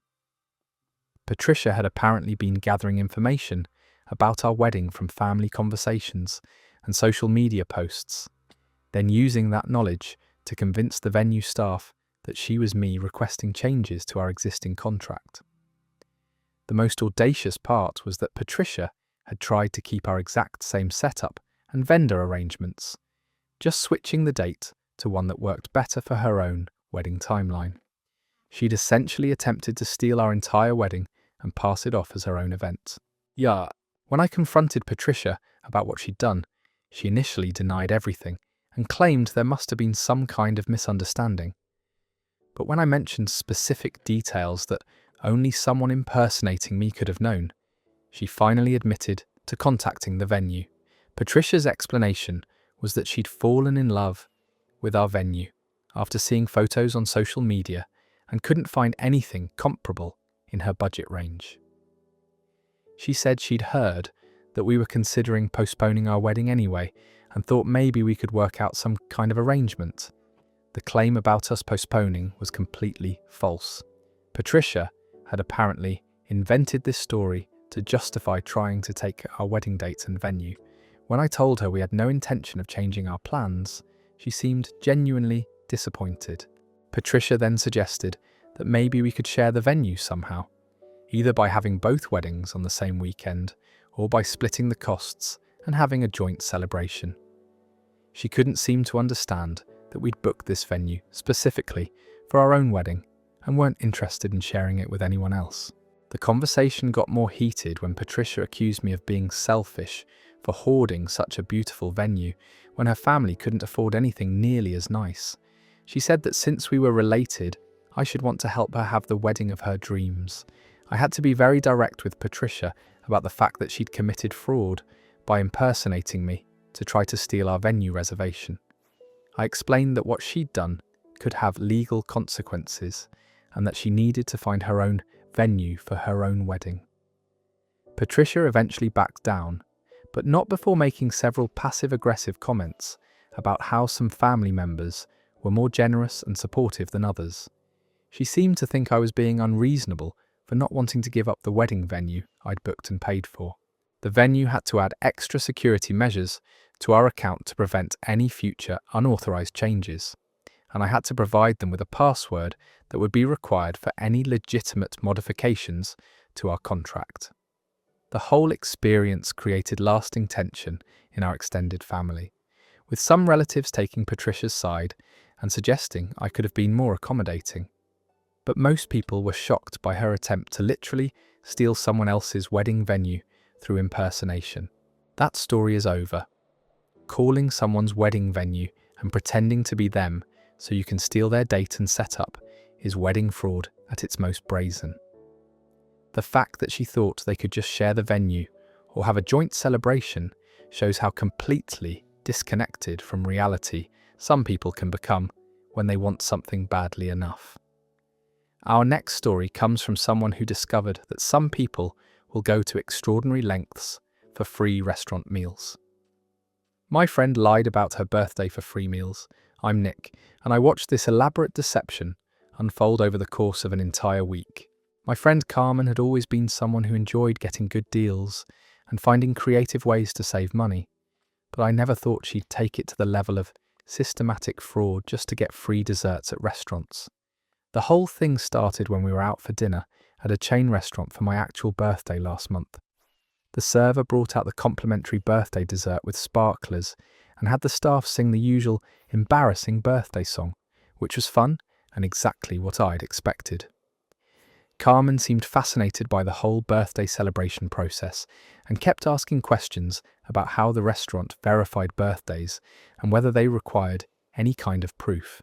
I figured she was just curious about the logistics of restaurant promotions. A few days later, Carmen texted me asking if I wanted to join her for dinner at a different restaurant to celebrate her birthday. I was confused because I knew Carmen's birthday was in March and this was September, but when I asked about the date discrepancy, she said she wanted to have a belated celebration. When we arrived at the restaurant, Carmen confidently told our server that it was her birthday and asked about their birthday dessert promotion.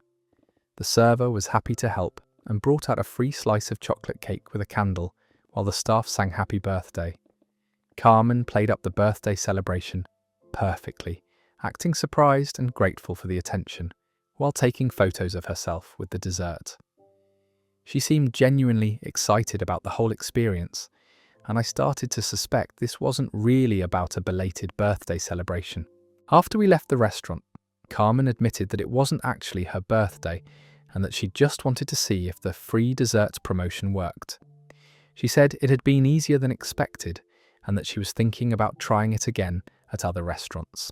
I thought Carmen was joking about making this a regular thing, but over the next week she invited me to 3 more birthday dinners at different establishments. Each time she'd confidently claim it was her birthday and request whatever complimentary celebration the restaurant offered. Carmen had clearly researched which restaurants in our area offered the best birthday promotions. She knew exactly which places gave free desserts, which ones offered discount meals, and which establishments had the most elaborate celebration traditions. The most impressive part was how Carmen tailored her performance to each restaurant's specific birthday protocol. At family-friendly places, she'd act excited and childlike about the celebration. At upscale restaurants, she'd be more sophisticated and appreciative. She'd adapted her birthday persona to match each environment perfectly. By the end of the week, Carmen had celebrated her fake birthday at 7 different restaurants, accumulating free desserts, discounted meals, and even a few small gifts from establishments that included birthday presents as part of their promotion. Carmen kept detailed notes about which restaurants she'd visited and when, making sure not to return to the same places too frequently to avoid being recognized by staff members who might remember her previous birthday celebrations. The scheme started to unravel when we went to a restaurant where one of Carmen's co-workers happened to be dining with her family. The co-worker came over to wish Carmen happy birthday and mentioned how surprised she was since she remembered Carmen's actual birthday being in March. Carmen tried to laugh off the situation by claiming she always celebrated her half-birthday in September, but the explanation sounded forced and obviously made up on the spot.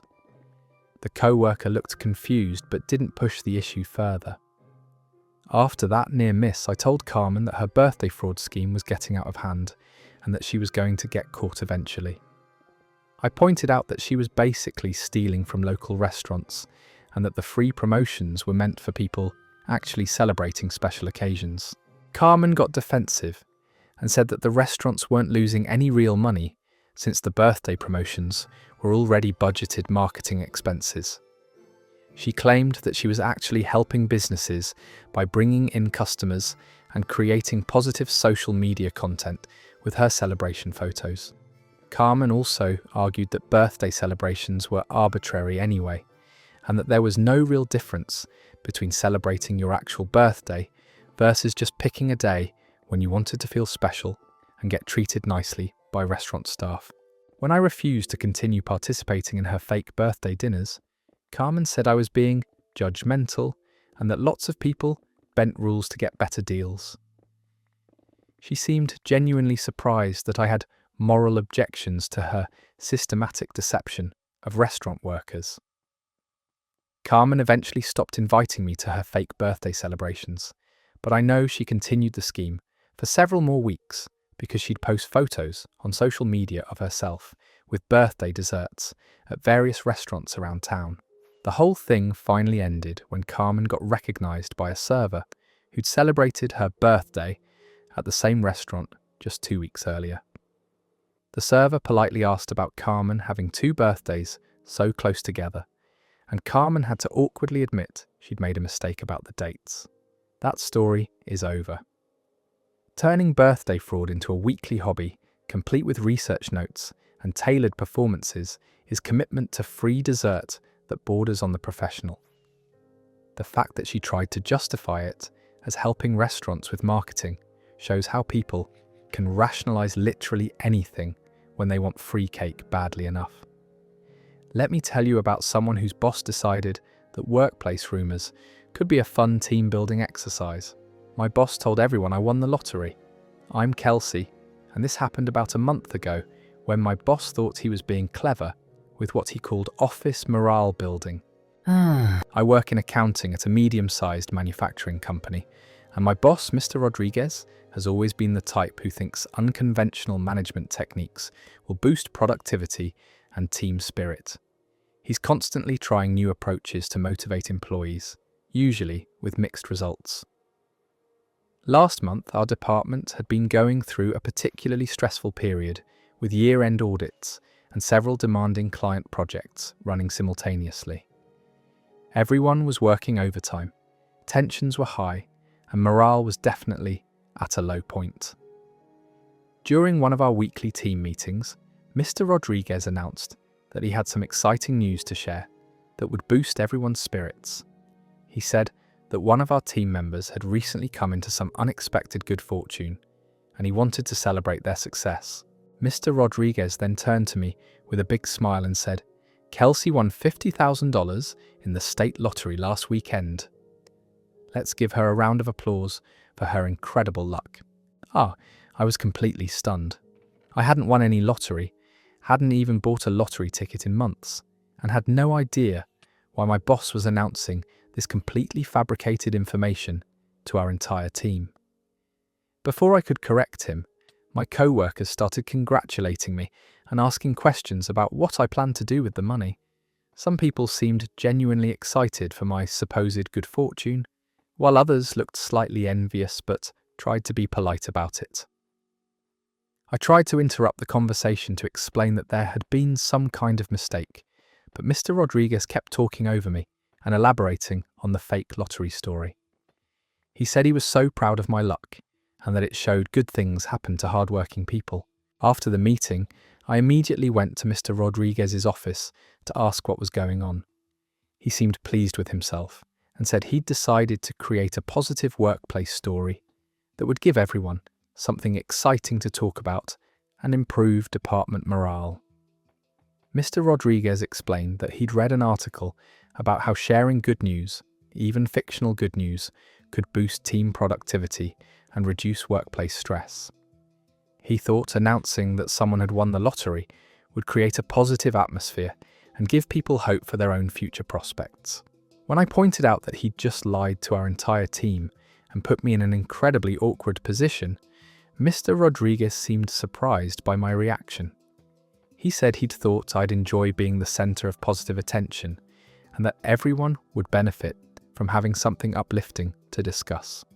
I explained that people were now expecting me to act like someone who'd just won $50,000 and that I'd have to either continue the lie or embarrass myself by admitting the whole story was fabricated by our boss for motivational purposes.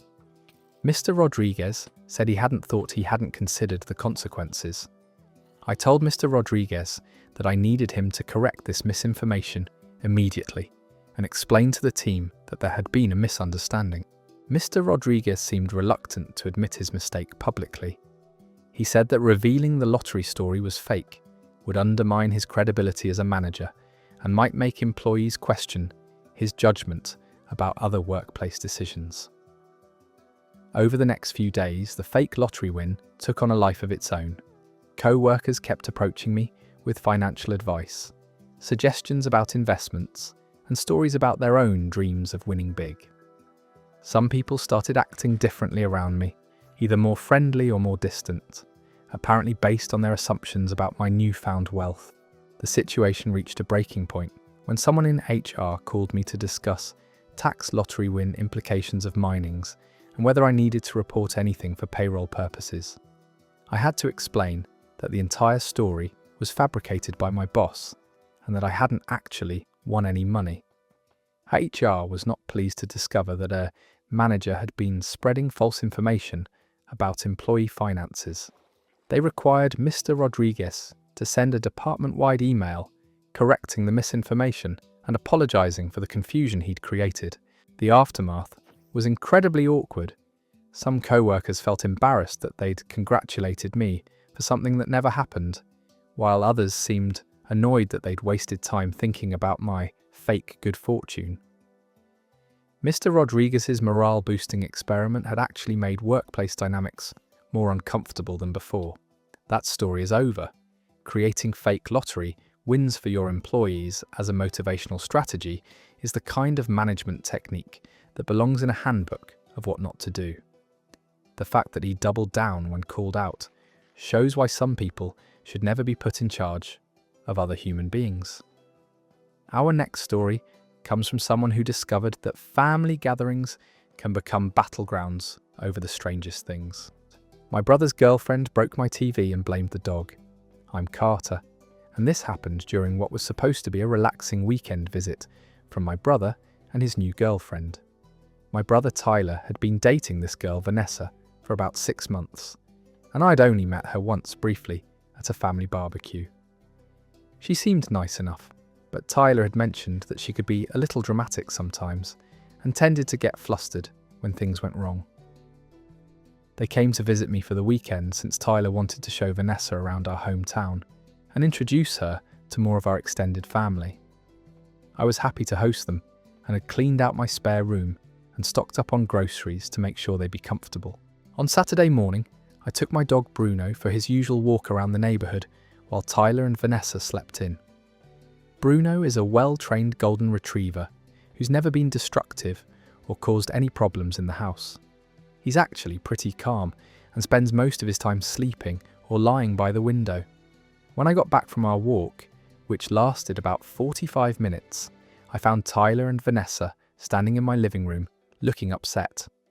My large screen TV, which had been mounted securely on the wall, was now lying face down on the floor with a completely shattered screen. Vanessa immediately started apologizing and explaining what had supposedly happened. She said Bruno had gotten excited when they came downstairs and had jumped up against the wall where the TV was mounted, somehow knocking it loose and causing it to fall. I was confused because Bruno had been with me the entire time, and he'd never shown any interest in jumping on walls or furniture. I also knew that the TV mount was professional grade and securely fastened, designed to hold much more weight than a dog could generate by jumping. When I pointed out that Bruno couldn't have knocked down the TV since he'd been outside with me, Vanessa got flustered and started changing her story. She said maybe the dog had damaged the mount earlier and it had just taken time to give way, or that maybe the TV had fallen on its own due to a faulty installation. Tyler seemed uncomfortable with the whole situation, but was clearly trying to support his girlfriend's version of events. He suggested that maybe I was mistaken about Bruno's whereabouts, or that the dog could have caused damage before their visit that had finally resulted in the TV falling. I asked them to walk me through exactly what had happened from their perspective. Vanessa said they'd been having coffee in the kitchen when they heard a loud crash from the living room. When they went to investigate, they found the TV on the floor and assumed Bruno must have been responsible. But there were several problems with this story. First, Bruno had been outside with me during the time they claimed to hear the crash. Second, there was no way Bruno could have reached the TV mount even if he'd been inside. Third, I noticed that one of my living room lamps had also been knocked over in a position that suggested someone had bumped into it while moving around the room. The most telling detail was that I found Vanessa's coffee mug on the floor near the TV, with coffee spilled in a pattern that suggested it had been thrown or dropped suddenly. This didn't match her story about being in the kitchen when the supposed crash occurred. When I presented these inconsistencies, Vanessa became defensive and started crying. She accused me of not believing her and said I was being mean by questioning her account of what happened. Tyler jumped to her defense and said I was being unfair by interrogating his girlfriend instead of just accepting that accidents happen. I finally had to tell them directly that I knew Bruno hadn't caused the TV to fall and that I needed to know what had actually happened. The TV was expensive and I needed accurate information for insurance purposes, if nothing else. After more pressing, Vanessa finally admitted that she'd been doing yoga in my living room while Tyler was in the shower. She'd been attempting a pose that required her to kick her legs up in the air, and she'd accidentally kicked the TV mount with enough force to knock it loose from the wall. Vanessa said she'd panicked when the TV fell and broke, and when Tyler came downstairs asking what happened, she'd blamed Bruno because she was embarrassed about causing such expensive damage with her yoga routine. Tyler was clearly annoyed that Vanessa had lied to him about what happened, but he still seemed more focused on minimizing the situation than addressing her deception. He offered to pay for a replacement TV, but also suggested that maybe I should have warned them about the TV mount being fragile. The TV mount wasn't fragile. It was a heavy-duty bracket that had been professionally installed and had held the TV securely for over 2 years. But Vanessa's kick had apparently hit it at just the right angle to compromise the mounting hardware. Vanessa eventually apologized for lying about Bruno's involvement, but she seemed more upset about being caught than about the actual damage she'd caused. She kept making comments about how she hadn't meant to break anything and how accidents happen when people are trying to stay healthy and active. They did pay for a replacement TV, but the whole incident left me feeling uncomfortable about having them visit again. The willingness to blame my innocent dog for damage that Vanessa had caused showed a level of dishonesty that made me question her character and judgment. That story's over. Blaming someone's dog for damage you caused while doing unauthorized yoga kicks in their living room is the kind of lie that reveals everything about someone's character. The fact that she stuck with the story, even when presented with obvious evidence, shows how some people will double down on deception rather than admit their mistakes. Our next tale comes from someone whose aunt decided that family reunions needed some supernatural intervention. My aunt brought a psychic to our family reunion. I'm Sarah, and what was supposed to be a standard family gathering turned into the most uncomfortable afternoon of revelations I've ever experienced. Our extended family has been having annual reunions for about 15 years, usually just a casual potluck at someone's house, where we catch up, share photos, and let the kids run around together. It's generally pretty low-key and drama-free, which is saying something for a group of 40-plus relatives. This year, my Aunt Patricia volunteered to host the reunion at her house. She'd recently moved into a larger place and was excited to show it off to everyone. Patricia has always been a bit eccentric, into crystals and essential oils and alternative medicine, but she's harmless and generally well-meaning. About a week before the reunion, Patricia called around to let everyone know she was adding a special surprise element to this year's gathering. She said she'd hired a professional psychic to do readings for family members who were interested, and that it would be a fun way to add some excitement to our usual routine. Most of the family was politely skeptical, but figured it was Patricia's house and her money. So if she wanted to bring a psychic, that was her choice.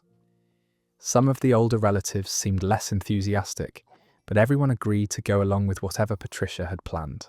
The psychic, who introduced herself as Madame Elena, arrived about an hour into the reunion and set up a small table in Patricia's living room. She was probably in her 60s, dressed in flowing scarves and jewellery, exactly what you'd expect from central casting for a fortune teller. At first, people were treating the psychic readings as entertainment. A few cousins volunteered to go first, and Madame Elena gave them generic predictions about career changes and romantic opportunities. Everyone was laughing and having fun with what seemed like harmless fortune-telling. But then Madame Elena started getting more specific with her predictions, and the atmosphere in the room shifted dramatically. She told my uncle that she sensed deception in financial matters, and that someone close to him was hiding money. She told my cousin that her marriage had dark secrets that would soon be revealed. The readings were becoming uncomfortably personal and accurate in ways that made people visibly nervous. Madame Elena seemed to know things about family members that she couldn't have learned from cold reading or general observation. The breaking point came when Madame Elena asked to speak with my grandfather privately. She said she was receiving urgent messages from the other side that needed to be addressed immediately. My grandfather, who's always been a skeptic about supernatural things, reluctantly agreed to humour Patricia's psychic. After about 10 minutes of private conversation, my grandfather came out of the reading looking pale and shaken. Madame Elena followed him and announced to the entire family gathering that she had important information that needed to be shared with everyone. She said that my grandfather's deceased brother, who had died in the Korean War, was trying to communicate a message about a child who was never acknowledged. Madame Elena claimed that this brother had fathered a child before going overseas, and that this child had grown up and had descendants who were still alive. The room went completely silent. My grandfather looked like he was going to be sick. Several family members started asking questions, but my grandfather just shook his head and said he needed some air. After my grandfather stepped outside, my grandmother quietly told a few of us that there had always been rumours about my grandfather's brother having a relationship with a local girl before he shipped out, but that the family had never known for certain if there had been a child. Madame Elena continued her revelation, saying that this unknown cousin was actually living in our same town, and that the family would be contacted soon by someone seeking to establish family connections. She said the spirits were insistent that this secret could no longer be hidden. The rest of the family reunion was completely derailed by this bombshell. People were huddled in small groups discussing family history, old rumours, and whether Madame Elena could possibly have known this information through normal means. Some relatives were angry at Patricia for bringing a psychic who had upset my grandfather and stirred up painful family secrets. Others were fascinated and wanted to know more about this potential unknown cousin. About 3 weeks after the reunion, my grandfather received a phone call from someone claiming to be the grandson of his brother's son. The caller had been researching his family history and had traced his grandfather back to our town and our family name. It turned out that everything Madame Elena had said was true. My grandfather's brother had indeed fathered a child before going to war, and that child had grown up, gotten married, and had children of his own. The family had been trying to connect with us for months, but hadn't known how to approach the situation. The psychic had somehow known about this family secret, and had used the reunion as an opportunity to force the truth into the open. Whether she'd done research beforehand, or had genuinely supernatural abilities, I'll never know, but her information was completely accurate. My grandfather eventually met his nephew and great-nephews, and they've actually developed a good relationship. But the way the information came out, through a psychic at a family reunion, created drama and hurt feelings that took months to resolve. Patricia still maintains that hiring Madame Elena was the best decision she ever made, and that the truth needed to come out eventually anyway. But several family members have said they won't attend future reunions if she plans to bring any more psychics. That story's over. Hiring a psychic for a family reunion who then exposes decades-old family secrets is the kind of surprise that nobody asked for, and everyone will remember forever. The fact that she was actually right about everything somehow makes it even more uncomfortable than if she'd just been making stuff up. Our next story involves someone whose co-worker decided that workplace evangelism was part of her job description.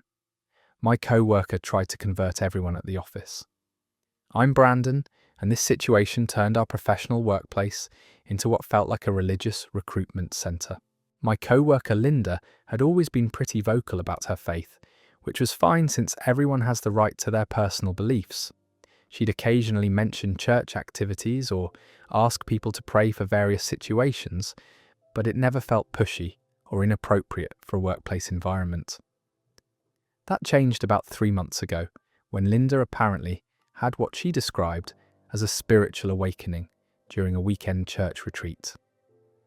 She came back to work on Monday with a completely different energy, talking constantly about how God had given her a mission to share his love with everyone around her. At first, Linda's increased enthusiasm just meant more frequent mentions of her church activities and occasional comments about how blessed she felt. But within a week, she'd started leaving small religious pamphlets on people's desks, usually placed strategically where you'd find them when you arrived in the morning. The pamphlets weren't offensive or confrontational, just basic information about her church's services and some inspirational quotes about finding peace through faith. Most people just threw them away without making a big deal about it, figuring Linda would eventually tone down her evangelism efforts. But Linda was just getting started. She began approaching co-workers individually during lunch breaks to ask about their spiritual lives and whether they'd ever considered attending church services. She'd frame these conversations as caring about our general well-being and wanting to help us find happiness. Linda's approach was always friendly and never aggressive, but the constant religious conversations were making people uncomfortable. She'd find ways to work faith-based advice into discussions about work projects, personal problems, or even casual small talk about weekend plans. The situation escalated when Linda started organising what she called prayer circles during coffee breaks. She'd invite anyone who was interested to join her in a corner of the break room for a few minutes of group prayer and spiritual reflection. A few co-workers actually appreciated Linda's prayer circles and started participating regularly, but others felt pressured to join even when they weren't comfortable with public displays of religion, especially in a professional setting. Linda also began sending group emails with inspirational messages, Bible verses, and invitations to church events. She'd used the company's internal email system to share what she called daily blessings with anyone who wanted spiritual encouragement throughout the workday. The emails weren't technically against company policy, since they weren't being sent to clients or external contacts, but they were creating an uncomfortable dynamic where people felt like they had to engage with religious content as part of their work routine. The breaking point came when Linda offered to pray for a co-worker who'd mentioned having health problems. The co-worker politely declined, saying they preferred to keep their medical issues private. But Linda persisted and said that prayer was the most powerful medicine available. Linda actually laid her hands on this co-worker's shoulders without permission and started praying out loud in the middle of the office. The co-worker was visibly uncomfortable, but didn't want to cause a scene by interrupting what Linda clearly saw as a caring gesture. Several people witnessed this incident and realized that Linda's religious enthusiasm had crossed the line from personal expression into workplace harassment. The co-worker who'd been prayed over without consent ended up filing a complaint with HR about feeling pressured and uncomfortable. When HR spoke with Linda about maintaining appropriate boundaries between personal faith and professional behavior, she seemed genuinely confused about why anyone would object to receiving prayers and spiritual guidance. She said she was just trying to help people find the same peace and happiness that she'd discovered. Linda's explanation was that God had specifically called her to minister to her co-workers, and that ignoring this calling would be disobedient to her faith. She seemed to think that her religious mission superseded normal workplace etiquette and professional boundaries. HR had to establish new policies about religious expression in the workplace, making it clear that while personal faith was respected, proselytizing and unsolicited religious activities weren't appropriate for professional environments. Linda was required to attend sensitivity training about respecting diverse beliefs.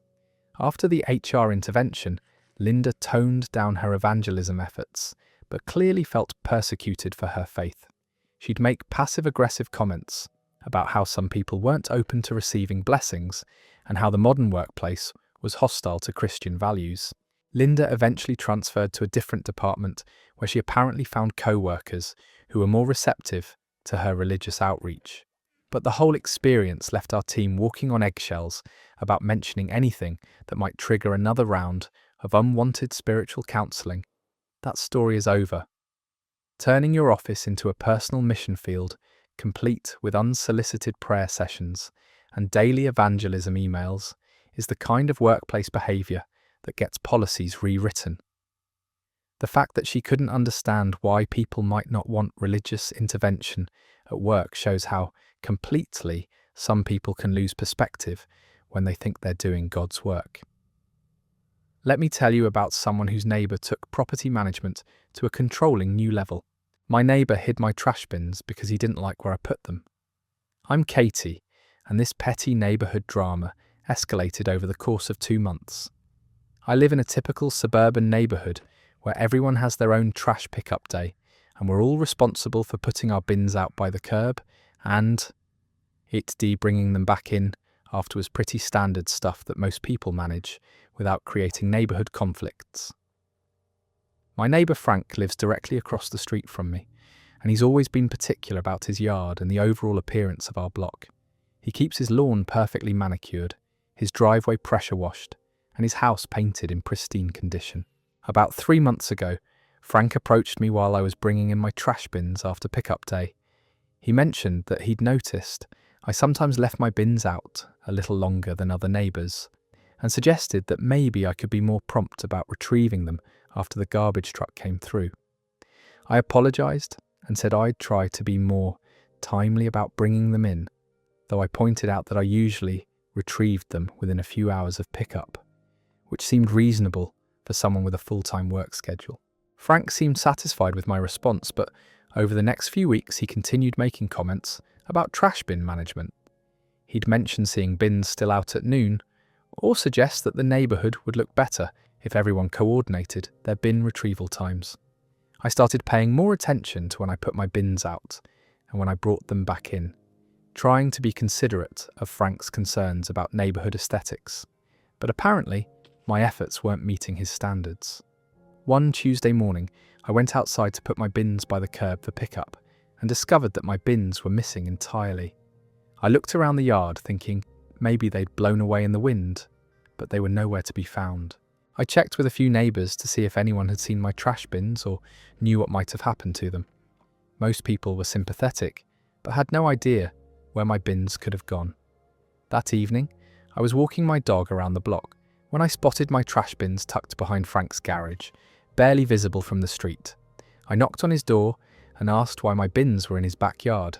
Frank seemed annoyed that I'd found them and said he'd move. They were disrud them because septing the neighbourhood aesthetic. He claimed that my bins had been left out too long after pickup day and that he'd taken action to maintain property values for everyone on the block. I pointed out that moving someone else's trash bins without permission was inappropriate and asked him to return them immediately. Frank said he'd give them back when I could demonstrate that I was capable of managing them properly according to neighbourhood standards. When these standards were, Frank pulled. I asked what document that outlined out, typed his preferred schedule for trash bin placement and retrieval. He'd apparently created detailed guidelines about when bins should be placed curbside and how quickly they needed to be removed after pickup. According to Frank's schedule, bins should be put out no earlier than 6 p.m. the night before pickup and should be retrieved no later than 2 p.m. on pickup day. He'd also included specifications about bin placement, requiring them to be positioned exactly parallel to the curb with handles facing away from the street. I told Frank that his personal preferences about trash bin management didn't constitute neighbourhood rules and that he, to enforce arbitrary, had no authority standards and that he return my bins immediately. Other people's property? I demand. Frank got defensive and said he was just trying to maintain the benefit. He claimed that poor quality of our neighbourhood for everyone's managed trash bins reflected badly and coup on all residents' property values. When impact the police about, I threatened to call my stolen bins. Frank reluctantly agreed to return them, but warned that he'd continue monitoring my trash management practices. He made it clear that he expected me to follow his guidelines going forward. I got my bins back, but the conflict escalated from there. Frank started taking photos of my bins whenever they were outside, apparently documenting any violations of his made-up schedule. He'd leave printed copies of these photos in my mailbox with notes about proper bin etiquette. The photo documentation became increasingly detailed. Frank would include timestamps showing exactly when my bins were placed outside highlight and when they were retrieved. Any deviations from his preferred positioning or timing red circles with and arrows. Frank also started a neighbourhood email chain about maintaining community, thinly veiled references standards that included who to residents weren't properly their trash bins. He'd share articles managing values and community about property pride, while making it clear he was targeting me specifically. The situation reached its peak when Frank actually called code enforcement to report my improper refuse container placement. The city inspector who came out was obviously confused about why he'd been called to investigate normal trash bin usage. The inspector explained to Frank that there were no city ordinances about trash bin retrieval timing, beyond keeping them off the street after pickup was complete. He told Frank that residents had reasonable discretion about when to place bins out and when to bring them back in. After that official clarification, Frank stopped hiding my bins, but he continued his photo documentation and passive-aggressive email campaigns. He'd make comments to other neighbours about how some people didn't take pride in their community responsibilities. Eventually, most of the neighbourhood got tired of Frank's trash bin obsession and stopped responding to his emails about community standards. But he still occasionally leaves notes about proper bin placement on various neighbours' doors. That story is over.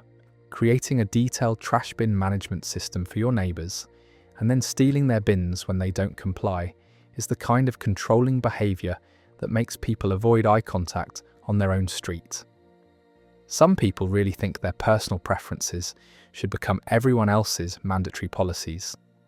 Our next story comes from someone who learned that bringing friends to concerts can sometimes backfire in spectacular ways. My friend got me kicked out of a concert. I'm Alex, and this happened at what was supposed to be the best show of the summer. My friend Jessica and I had been planning to see this band for months. We'd bought tickets as soon as they went on sale, researched the venue, and made a whole day of it with dinner beforehand and plans to hang out afterward. Jessica had always been someone who liked to push boundaries and test limits, but usually in harmless ways that just made her seem fun and spontaneous. I'd never seen her do anything that would get us in serious trouble. On the day of the concert, Jessica showed up to my place with a large purse that seemed unusually heavy and bulky. When I asked what she had in there, she winked and said she'd brought some party supplies to make the concert more fun. I assumed she meant snacks or maybe some legal substances, so I didn't think much of it. We took an Uber to the venue since we planned to drink, and Jessica kept her purse clutched tightly the entire ride. When we got to the concert venue, we had to go through security screening, like at any major event. The security guards were checking bags and using metal detector wands, standard procedure for this type of venue. Jessica went through the security line ahead of me, and I watched as the security guard opened her purse and immediately pulled out several small bottles of liquor. She'd apparently brought an entire minibar's worth of alcohol hidden in various compartments of her bag. The security guard called over his supervisor, and they started going through Jessica's purse more thoroughly. In addition to the alcohol, they found what looked like other contraband items that I couldn't see clearly from where I was standing in line. Jessica immediately started pointing at me and telling the security team that the contents of her purse belonged to both of us. She claimed we'd planned together to bring these items into the venue, and that I was equally responsible for attempting to smuggle prohibited materials inside. I was shocked and tried to explain that I had no idea what Jessica had brought, and that I'd never agreed to any plan involving sneaking alcohol or anything else into the concert. But Jessica kept insisting that we were partners in this scheme. The security supervisor called venue management and the police, treating this as a serious attempt to violate concert policies and possibly local laws depending on what exactly Jessica had been carrying.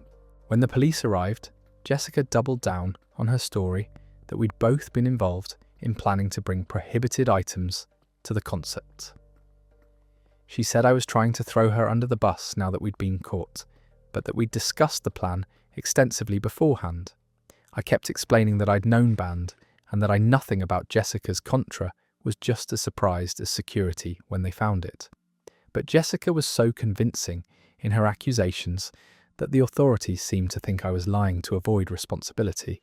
Even though the prohibited items were all found in Jessica's possession and I had nothing suspicious in my own bag, the venue decided to ban both of us from the concert. They said that Jessica's claims about our partnership created enough doubt about my involvement that they couldn't allow either of us inside. I was devastated. We'd been looking forward to this concert for months, and now I was being kicked out based on Jessica's false accusations about something I'd had no part in planning or executing. Jessica seemed surprised that her strategy had backfired so completely. I think she'd expected that by implicating me, she might be able to negotiate her way into the venue, or at least reduce the consequences for herself. Instead, we were both permanently banned from the event. Outside the venue, I confronted Jessica about why she'd blamed me for her contraband when she knew I'd had nothing to do with it. She got defensive and said she'd panicked when caught and thought that sharing responsibility might help both of us avoid getting in trouble. Jessica claimed she hadn't expected the venue to ban both of us, and that she'd thought involving me in her story would somehow make the security team more lenient. Her logic was completely backwards, but she seemed genuinely surprised that her plan hadn't worked. When I pointed out that she'd cost us both the chance to see a band we'd been excited about for months, Jessica said I was overreacting and that we could just buy tickets to see them at a different venue on their tour. Jessica couldn't seem to grasp that her actions had consequences beyond just missing one show. She'd lied to police officers, gotten me banned from a venue I'd done nothing wrong at, and destroyed my trust in her judgment and character. The most frustrating part was that Jessica kept trying to minimize what she'd done by saying that lots of people try to sneak alcohol into concerts, and that getting caught was just bad luck. She couldn't understand that the real issue was her willingness to blame me for her choices. We ended up having to pay for another Uber home, since our original plan had been to stay for the entire concert and catch a ride with other friends afterward. The whole evening was a complete waste of money and time because of Jessica's poor decision-making. Jessica continued to act like the whole situation was just an unfortunate misunderstanding rather than a direct result of her planning to break venue rules and then lying about my involvement when caught. Our friendship never really recovered from this incident. I couldn't trust Jessica not to involve me in her schemes or throw me under the bus when things went wrong. The concert ban was annoying, but losing faith in someone I'd considered a close friend was much worse. That story's over. Bringing contraband to a concert and then blaming your innocent friend when you get caught is friendship betrayal at its most calculated. The fact that she seemed surprised her plan didn't work shows how some people will sacrifice anyone to avoid taking responsibility for their own bad choices. Our next story involves someone whose grandmother turned social media into a family battlefield over the most unexpected topic. My grandma started a Facebook war with the entire family. I'm Dana, and what began as an innocent recipe request turned into the most vicious family feud I've ever witnessed. My grandmother Ruth is 83 years old and only joined Facebook about 2 years ago after my cousin taught her how to use it to see pictures of her great-grandchildren. She'd been using it pretty normally, sharing photos of her garden and commenting on family posts. Last month, my aunt posted a photo of some chocolate chip cookies she'd made for a church bake sale, and several family members commented about how delicious they looked. My grandmother commented asking for the recipe, which seemed like a perfectly normal request. My aunt responded that she'd gotten the recipe from my grandmother's own cookbook from the 1960s and tagged my grandmother saying, "Thanks for teaching me to make these." What should have been a sweet family moment quickly turned into something much darker. My grandmother replied that the cookies in the photo didn't look anything like her original recipe, and that my aunt must have changed something significant. She said the cookies looked store-bought and didn't have the right texture for her family recipe. My aunt got defensive and insisted she'd followed the recipe exactly as written. She posted photos of the cookbook page and her handwritten notes to prove she hadn't made any modifications. Other family members started chiming in to support both sides of this increasingly heated cookie debate. My grandmother then accused my aunt of deliberately sabotaging the family recipe to make her own version seem superior. She claimed that my aunt had always been jealous of her baking skills and was now trying to steal credit for recipes that had been passed down for generations. The Facebook comment thread exploded from there. My grandmother started tagging other family members and demanding they weigh in on whether my aunt's cookies looked authentic. She posted side-by-side photos comparing my aunt's cookies to ones she'd made herself, circling differences in colour and texture. My aunt responded by posting screenshots of conversations where other family members had complimented her baking over the years.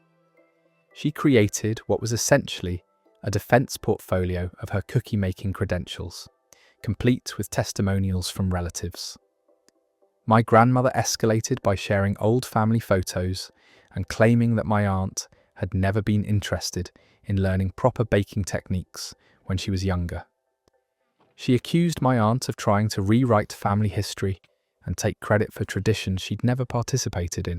The comment thread grew to over 200 responses, as extended family members, family friends, and even some neighbours got drawn into the controversy. People were taking sides, sharing their own cookie recipes, and debating the authenticity of various family baking traditions. My grandmother started creating separate posts about the cookie controversy, sharing what she called evidence that my aunt was misrepresenting family recipes. She posted photos of her original handwritten recipes with timestamps to prove their authenticity. My aunt fought back by creating her own posts defending her baking skills and sharing photos of successful cookies she'd made using my grandmother's recipes over the years. She accused my grandmother of being controlling and unable to accept that other people could successfully use her recipes. The conflict spread beyond Facebook when my grandmother started calling other family members to complain about my aunt's recipe theft and social media lies. She wanted people to choose sides and publicly support her version of events.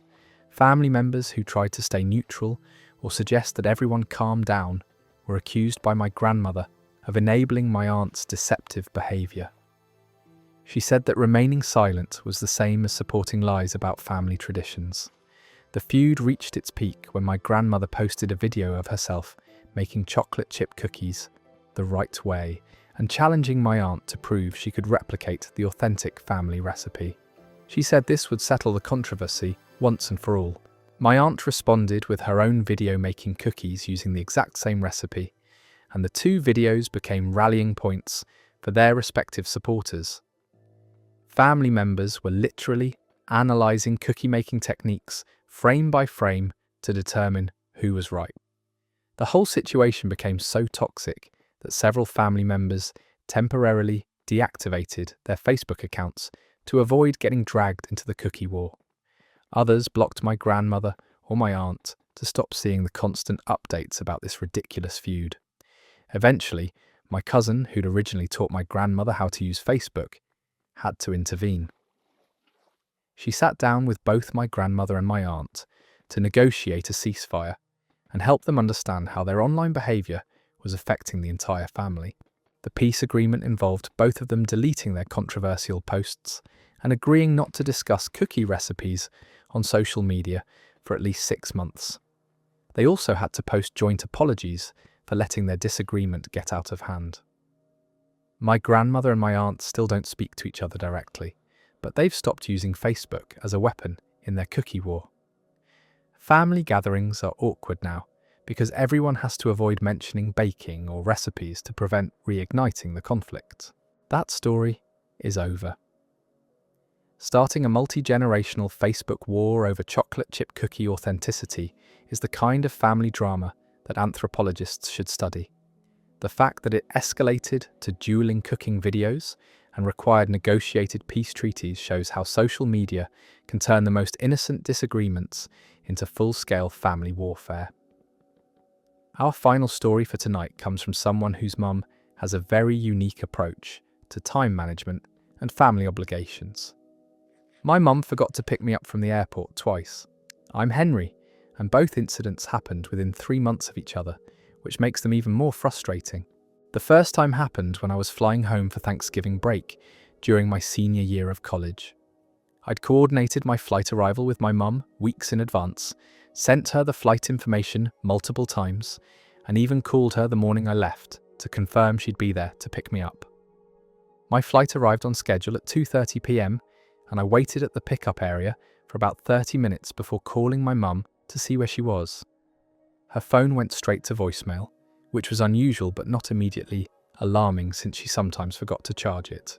After an hour of waiting, I started calling other family members to see if anyone knew where my mum was, or if something had happened to her. My dad was at work and hadn't heard from her, and my sister was also confused about why mum wasn't answering her phone. Finally, around 4 p.m, my mum called me back, sounding confused and asking why I was calling so much. When I told her I was at the airport waiting for her to pick me up, there was a long silence before she said, "Oh, honey, I thought that was next week." I was stunned. We'd confirmed the pickup that morning, and my mum had somehow convinced herself that my flight was arriving 7 days later than it actually was. She said she'd been grocery shopping and running errands, completely forgetting that I was supposed to arrive that day. My mum felt terrible and immediately left to come get me, but by the time she arrived, I'd been waiting at the airport for almost 3 hours. She apologised repeatedly and said she couldn't understand how she'd gotten the dates confused when we talked about it that morning. I figured this was just a one-time mistake, The kind of thing that happens when people have busy schedules and get distracted by daily responsibilities. My mum seemed genuinely mortified by her error, and I didn't think it would happen again. 3 months later, I was flying home for spring break and made extra sure to coordinate pickup details with my mum. I sent her my flight information via text, email, and called her twice in the week leading up to my trip to confirm she'd be there. The night before my flight, I called my mum one final time to verify that she remembered I was arriving at 6:45 p.m. the next day and needed a ride home from the airport. She confirmed everything and said she was looking forward to seeing me. My flight was slightly delayed, but I texted my mum from the plane to let her know I'd be about 20 minutes late, arriving. When I landed and turned my phone back on, I had several missed calls and texts from my sister, asking where I was and why I wasn't at dinner. I called my sister back confused, and she explained that the whole family was at a restaurant celebrating my arrival, but I hadn't shown up. Apparently, my mum had told everyone I was coming in on an earlier flight and had planned a welcome home dinner without bothering to check the actual arrival time. When I called my mum to ask where she was, she sounded genuinely surprised to hear from me. She said, "Henry, why are you calling? Aren't you supposed to be on a plane right now?" I explained that I was at the airport waiting for her to pick me up, and she responded with complete confusion. She said she thought my flight wasn't arriving until 8 p.m. and that she'd planned the family dinner accordingly. My mum had somehow mixed up the flight times, despite having the correct information in multiple formats, and confirming it with me just 24 hours earlier. She'd organised a family dinner based on the wrong arrival time, and then forgotten that someone needed to actually pick me up from the airport. This time, my sister had to leave the restaurant to come get me, while my mum stayed behind to explain to the rest of the family why their guest of honour wasn't showing up for his own welcome home dinner. When my mum finally saw me that evening, she kept apologising and saying she couldn't understand how she'd gotten confused again. She seemed genuinely bewildered by her own mistakes and promised it would never happen again. The most frustrating part is that my mum is generally very organised and reliable in other areas of her life. She manages her work schedule perfectly, never misses appointments, and is usually very detail-oriented about family commitments. But somehow, when it comes to picking me up from the airport, she develops complete amnesia about dates and times, despite having all the correct information. It's like there's something about airport pickup duty that short-circuits her normally reliable memory. I've started arranging my own transportation from the airport rather than relying on my mum, which works better for everyone involved. But I still don't understand how someone can confirm pickup details multiple times and then completely forget about them twice in 3 months. That story is over. Forgetting to pick up your own child from the airport twice in 3 months, despite multiple confirmations, suggests a level of absent-mindedness that's almost impressive in its consistency. At least she felt bad about it, even if her apologies couldn't make up for hours of waiting in airport pickup zones. Whether you're dealing with fake pregnancies, stolen wedding venues, or neighbours who think they own your property, these stories remind us that reality truly is stranger than fiction. The internet gives us this incredible window into the bizarre situations people find themselves in, and honestly, sometimes it's comforting to know that your own family drama probably isn't the weirdest thing happening out there. The last thing I remember about that evening was the flight attendant's final boarding call echoing through the terminal. Everyone was shuffling toward their seats, stuffing carry-ons into overhead bins, settling in for what most people assumed would be just another routine flight from Denver to Boston. I never could have predicted that the stranger in 14B would share a secret that would haunt me for months afterward, then disappear without a trace, like he'd never existed at all. My phone had died somewhere over Kansas, and I'd forgotten to pack a book in my rush to catch the red eye. So when the guy next to me started making small talk during takeoff, I figured conversation might help pass the time better than staring out the window for 4 hours. He looked completely ordinary, mid-30s maybe, wearing a wrinkled button-down shirt and khakis like he'd just left some corporate office job. the kind of person you'd pass on the street without giving a second thought. Nothing about him suggested he was carrying the weight of a life-altering decision. We started with the usual airplane pleasantries: weather delays, overpriced airport food, complaints about legroom. Normal stuff that helps strangers feel less awkward about being trapped in adjacent seats for hours. But about an hour into the flight, when most passengers had settled into sleep or entertainment mode, his whole demeanour shifted. He got this distant look and asked if I minded him sharing something personal, said he needed to tell someone, and a stranger felt safer than anyone in his real life. That's when he told me he was never going back home. Not temporarily. Not after some cooling off period. Never. He was abandoning his entire family and starting over in Boston under a different name, with a new identity he'd been carefully constructing for months. That's where we'll leave these stories tonight. From vanishing airplane confessions to Facebook cookie wars, these tales remind us that the most ordinary situations can hide the most extraordinary chaos. People will lie about pregnancies, steal identities, fake emergencies, and turn family gatherings into battlefields over the smallest things. Some nights when you can't sleep, it helps to remember that somewhere out there, someone's dealing with a neighbour who thinks they own their pool, or a boss who believes living rooms are conference spaces, or a grandmother who accidentally donated an entire wardrobe. Your problems might feel overwhelming, but at least your ex probably isn't using your photos to catfish strangers, and your family isn't waging social media wars over chocolate chip cookies. These stories prove that reality doesn't need embellishment to be absolutely wild. Human behaviour, in all its messy glory, provides more entertainment than any fiction writer could dream up. Sweet dreams. And remember, no matter how strange your day was, someone out there probably had it weirder.